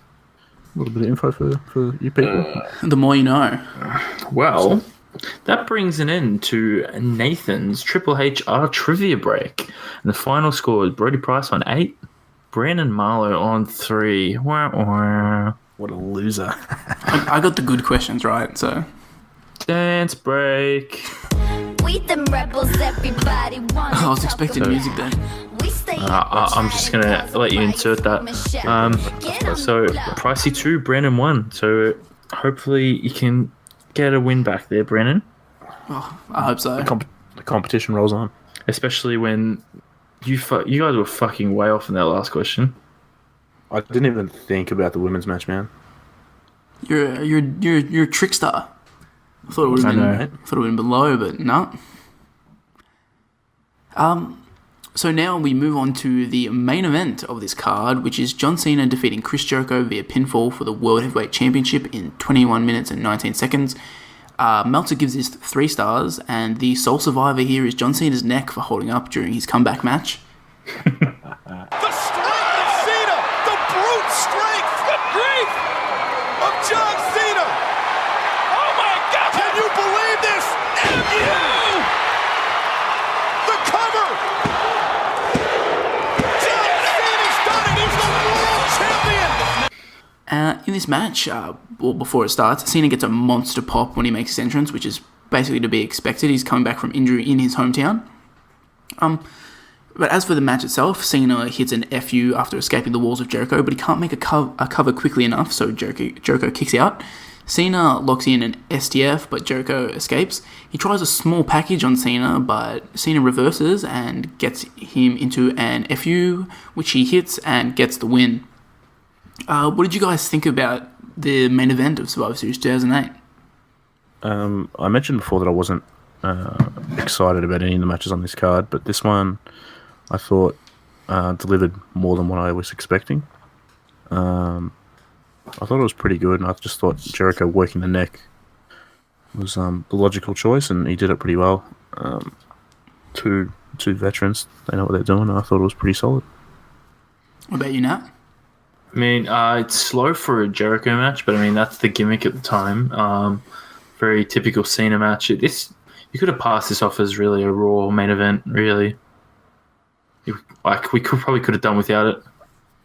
Yeah, I wasn't really a fan of this match. I mean, I guess you can give it some credit for just being seen as literally his first match back. So obviously he's going to be probably a bit tentative because he just fucked his neck up. So he's not going to want to do anything too crazy. And I mean, just in general, his ring condition's probably not as good. He's probably not in the shape he would generally be in. So I can give him a little bit of leeway there, but yeah, I wasn't really a fan of this match. It didn't really click with me. I didn't think it was bad or anything, but I just felt it was kind of boring and slow paced overall. Obviously, not as bad as the WWE Championship match, thank God.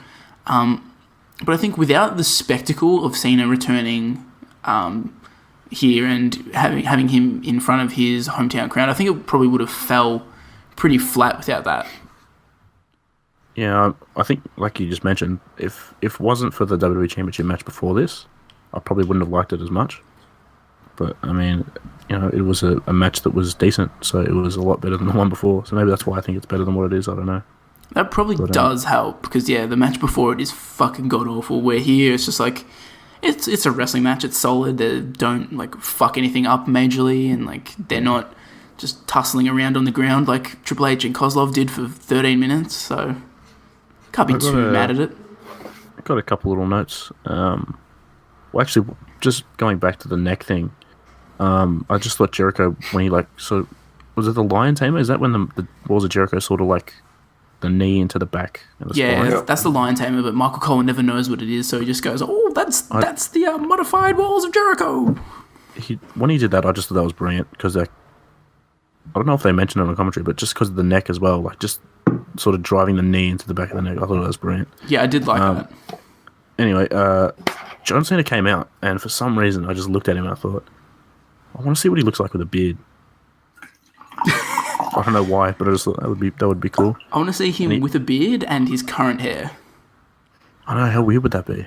Just, you know, I want a new Cena, just visually. He should come back like that, and nobody mention that it's John Cena. Everybody act like they don't know who it is. See if they can fool people.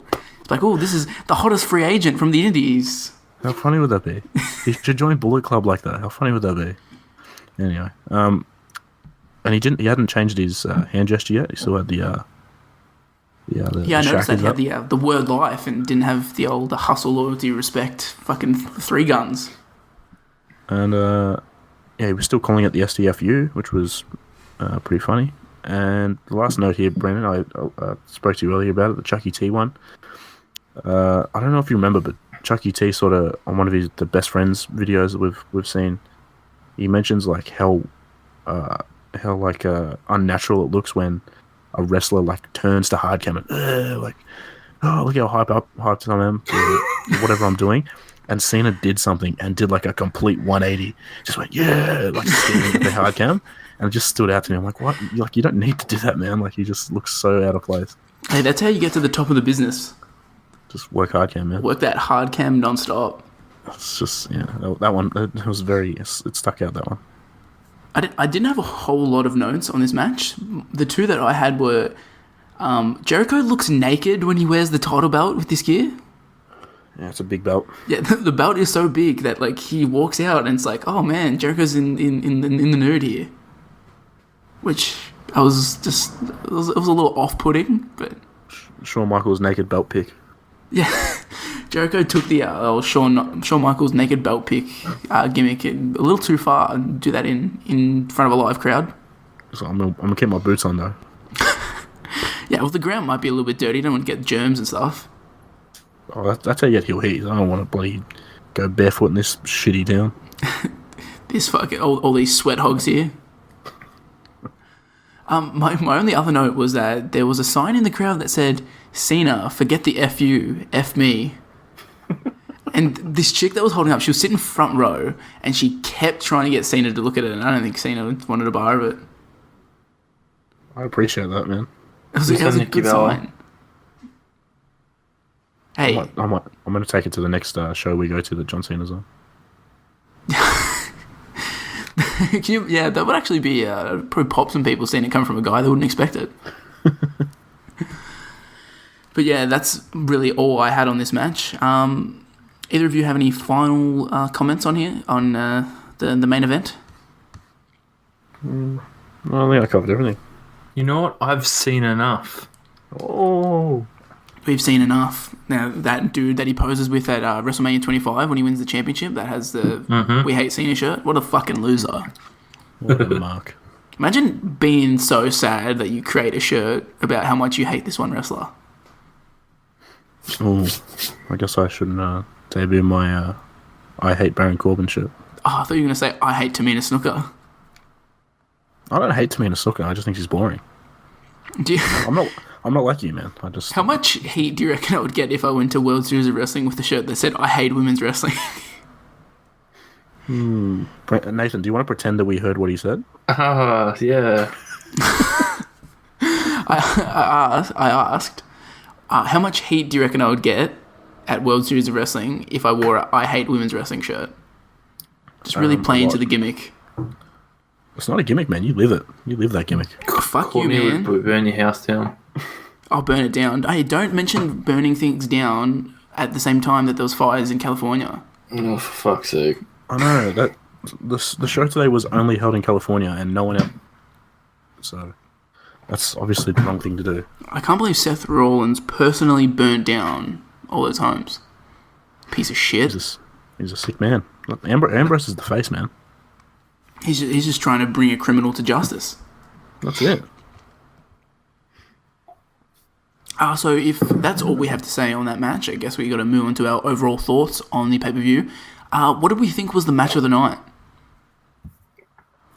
Great question. I didn't mind the main event, and you said it before, but Orton and Batista's Survivor Series match was fairly solid. So one of the two, I don't really care. You can pick, Brandon, which one my favourite was. I'm throwing a curveball, and I say that the best match was the dark match between Kung Fu Naki and Brian Kendrick.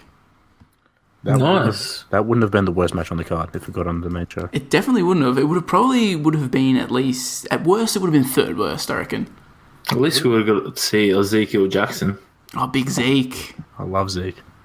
Just gas to the gills. What about you, Nat? What did you reckon was the match of the night here? A little biased, but I'm going to say Randy Orton winning.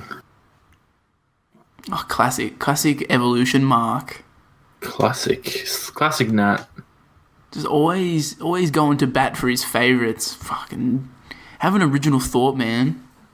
Randy Orton's going to be around for the next 10 years. Fucking deal with it. Oh, man. Well, the way he works his matches... Sip that tea, sis. The way he works his matches, he could work until he's 75, so... Methodical. Just 36 stomps, a hanging DDT, an RKO. Fucking... What more do you want from a Randy Orton match? Hey, did any of you today, when watching the Survivor Series men's match, when Finn Balor, I don't know who it was, someone was like laid out for the coup de grace, did you say before Corey Graves did, he's in the drop zone? No, I did not say that. I was thinking more about the John Wayne Cool, or whatever the fuck he said. No, I was going to say it's boss time. Oh my god, fucking hell. It's boss time! Did Michael Cole say that today? Because I assume he would have. He did. It's boss time. Fucking hell. Anyway. Yeah. Sorry. As I mentioned earlier, I had the Team Orton versus Team Batista matches, the match of the night, which isn't really a high bar for them to clear, but it was enjoyable. It was the match I enjoyed the most from start to finish, so shout out to Randy Orton and Cody Rhodes. But what did we think was the worst match of the night? I don't even know why I'm asking this, because I feel like it's probably going to be a consensus decision here. I mean, it's only one of two, that's for sure. Probably Kozlov and Triple H. Yeah. But, I mean, at the end, it's kind of cool seeing Edge come back, so... I mean, that or Undertaker Big Show. I don't really care. They're both pretty shit. I didn't like either of them. Yeah, when I watched the women's match, I'm like, there's no way... Like, that's my worst match right there. And then somehow Triple H and Kozlov just was so fucking boring. Just laid a big steamy one on the middle of the mat, didn't they? I know. Like, it's like they went out there and didn't even try to be entertaining. Like, I don't know what was going on, so...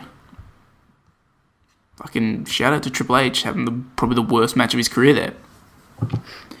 But I want to get your overall thoughts here, and more specifically, I don't think you have seen every pay-per-view from 2008, but do you think Survivor Series was worthy enough to be a contender for worst pay-per-view of the year in 2008? Yeah, I think it was. I mean, when your two main events, one of them was the shits apart from the finish, and then, I mean, you guys didn't particularly like the Cena match, and I thought it was okay, but I mean, it's not the standard you'd want for your main events of especially a Big Four pay-per-view. So, I mean, not knowing what the rest of the pay-per-views were from that year and how good they were, I think that's fair. What about you, Nat?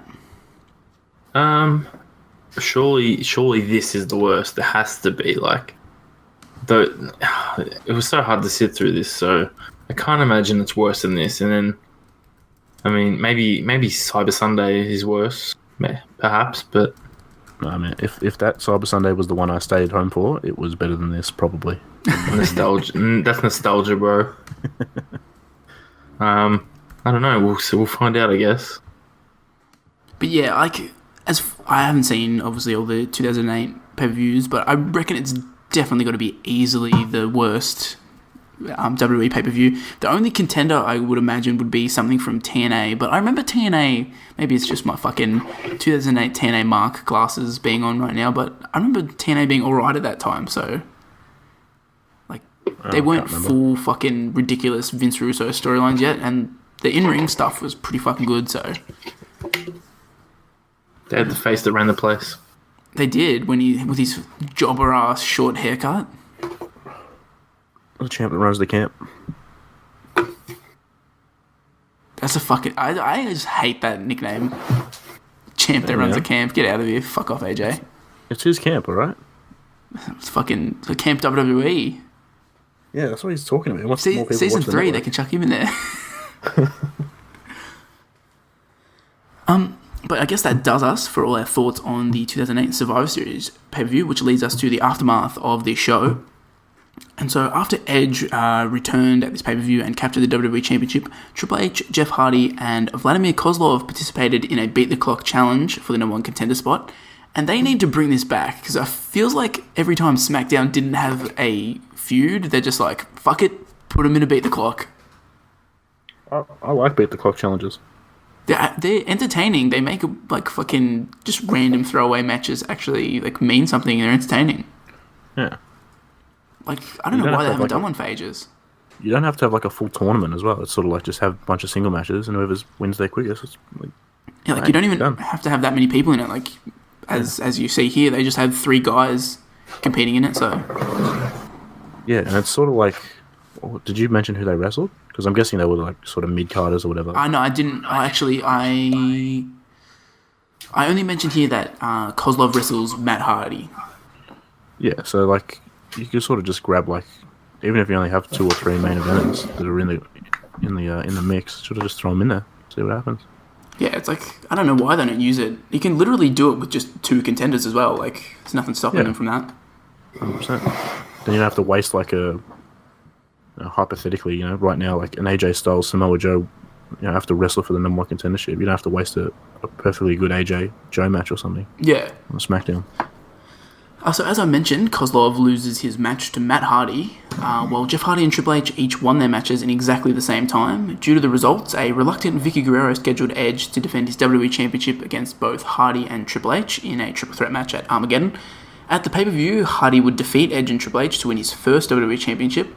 And the situation with Jeff Hardy, which first starts from Survivor Series and him being attacked in his hotel, ends up being tied into his feud with Matt Hardy at WrestleMania 25, who he claims responsibility for attacking him, amongst other things, like murdering his dog and trying to murder him on the road. So usually the way I solve people attempting to murder me is I have a match with them at WrestleMania. Why would you go to the cops? That would be silly. And he didn't even fucking win the match at WrestleMania. I know.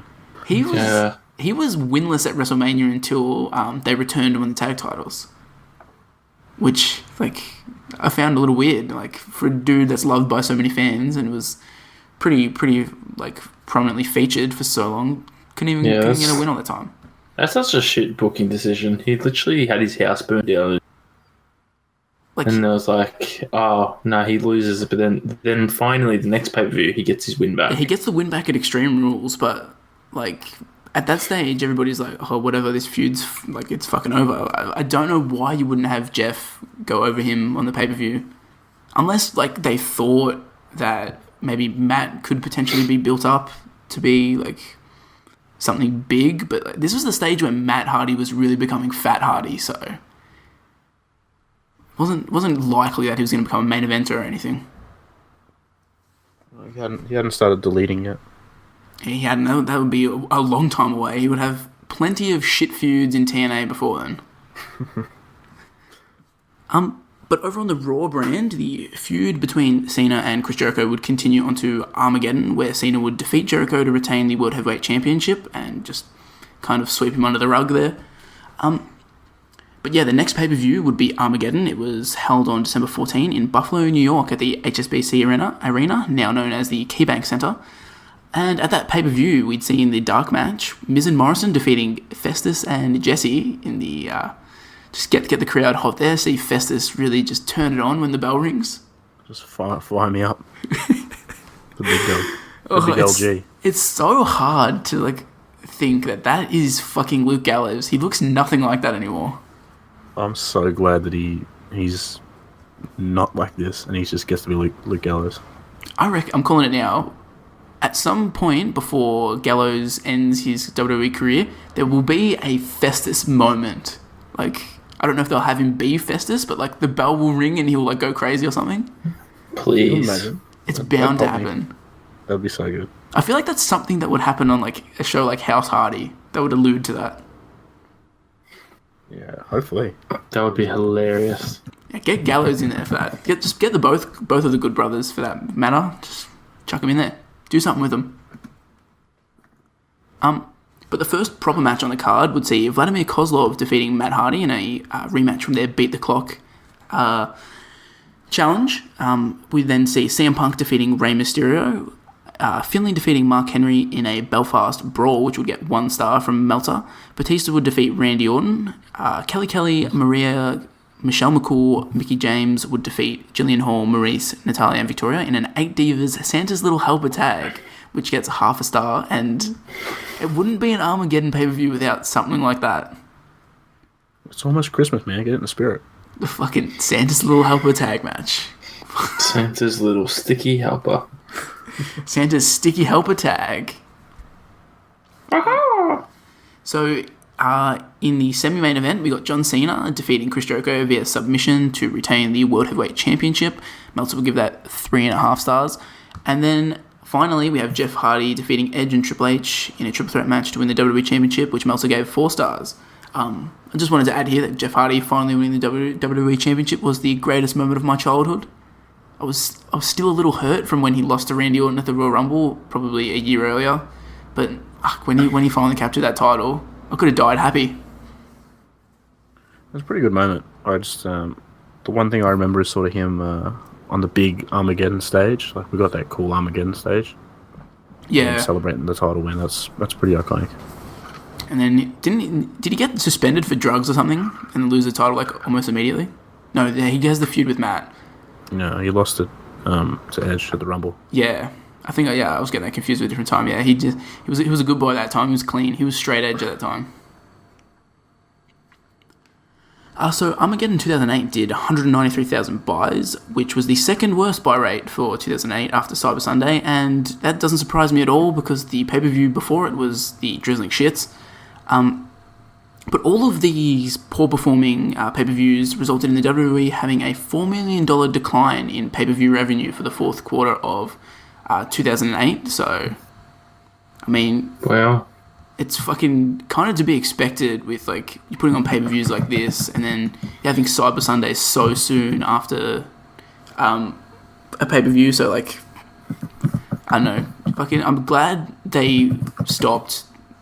At least for a little bit, they stopped having so many pay-per-views. They had more pay-per-views than there were months of the year, but then 2018, we've gone back to having 1,000 pay-per-views, including ones that are held in fucking Saudi Arabia, so just results in the drizzling shits. But I guess that does us for this episode. Thanks for listening to the Wrestle Hunks podcast. You can find the show on Twitter and Instagram at WrestleHunksPod. I'm on Twitter as @SauceMarlow. Pricey is on Twitter as @EvilBrodyPrice, and Nat is on Twitter as @NathMarlow. You can also find the show on iTunes, Stitcher, YouTube, and all sorts of services that support podcasts, including Spotify, but not Google Play because they have some bias against Australia. Also, feel free to rate us on iTunes or any of the podcast services that are out there. I think we have like 13 rates, which is like, I don't even know 13 people, so it can't just be people I forced to rate it, so that's nice. That's a good feeling. It's good shit. That fucking... And shout out to the fucking... well, not shout out, but like, YouTube, go fuck yourself. Stop removing the views on our YouTube videos, you pieces of shit. Yeah, I don't get it. I don't understand what's happening. Why do they hate us? We had 2 episodes on YouTube that did really well. We had it was a SmackDown, I think it was the John Cena debut episode one, and that was our best episode in terms of views on YouTube. And that got all its views removed. And like the next week we did Test, and Test became our most viewed video, and then that got all the views removed. So really just, it's baffling. We'll get them back. I mean, I hope so. Maybe this week we'll get a bunch of views again, and then they'll just throw them in the trash. Fucking YouTube, man. But this brings us to the part of the podcast where each week a member suggests a show for us to cover for next week's episode that is put into a Twitter poll and then voted on by the fans. And this week there's not really a theme as such, but I've thrown in, for my suggestion, something to tie in with this time of the year. I decided to put in the final episode of WWE Superstars, which occurred on November 25 in 2016. So we'll be recording on the 26th next week, I believe. So it'll be one day after Superstars was no more, which I thought was a neat little tie-in. Pricey, what are you chucking up here? Well, before I read the wildcard option, I was going to put I'm going to try and make the wildcard option win. So I'm putting in the debut episode of Sunday Night Heat. No, I haven't done my research. I just thought I'd throw it up there. And that's definitely winning. We've well, we can try and rig the vote, but yeah, you chucking that in has really made the poll have a theme here. Sorry. Okay. You chucking like Sunday Night Heat here, like there's a theme now because everything is kind of episodes of B shows. So yeah, that's what I was going for. I didn't want to be the odd man out. Nat, what are you throwing up in the poll? I am throwing up the return of Saturday Night's main event in 2006. Shout out to that. That was definitely a thing that I remember watching on Fox 8. Yeah, so they actually had that on, which was nice. Yeah, that was. I remember as a kid, I was actually like surprised when they actually put that on. And yeah, it's a short show, easy to get through, so should be good. Hopefully shouldn't be any drizzling shits matches like Kozlov and Triple H. That's exactly right. And yeah, I was just while you boys were chatting before about the best and worst matches, I was having to scroll through our episode list ideas, and just noticed that in the 205 Live section of our episode ideas, I saw that the debut episode of that show from 2016 happened on November 29, so it's pretty close to when we'll be recording, so I thought I'd chuck it in there. It's also nice to know that Superstars died on the 25th, but because of that, we got 205 Live 4 days later. So bloody blessing in disguise. Hey, you know what they say? When God closes a door, watch 205 Live. That brings me to my next point, Brandon. Before you kick us out of the door, go check out Leo Rush, Cedric Alexander from this week on 205 Live. Go check the 205 boys out on Survivor Series. Tore it down. They did, yeah. Killing it. I've been saying it for weeks, but they're finally getting some recognition, which is nice. I think my little mention here is just go check out Leo Rush. Don't watch his matches or anything. Just Google pictures of him. Just check him out. He's Lashley. Hey, I don't call him a 23-year-old piece of gold for nothing. I love the moth. I honestly had no idea what that meant for a while. Neither did I. Turns out it's because he's the man of the hour. So, good for him. Nat, do you have any little suggestions for what the fans should go and do before we sign off here? Well, I haven't really watched anything, but just watch Velveteen's match over and over. Yeah, go watch Takeover War Games. And then go laugh at Hulk. And then go laugh at Hulk tweet. Because he Good one, thinks, brother. HH. because he probably genuinely thinks that he was paying homage to him. You gave Actually- Hulk Hogan a good roasting there. Fuck Hulk Hogan, man. I might tie up a few loose ends right now. The word of the day on Word Up was oh no, I've forgotten it. I searched up in the middle of the thing. This is terrible. Dumbass, man. Oh no. But the other thing I wanted to tie up was World Series Wrestling. When we went there, it was Matt Riddle versus Elliot Sexton. So that's why you love the match so much, Brandon. The GOAT. Nice. It would have been a little bit better if it was Slex. He wrestled Brian Cage in the opener.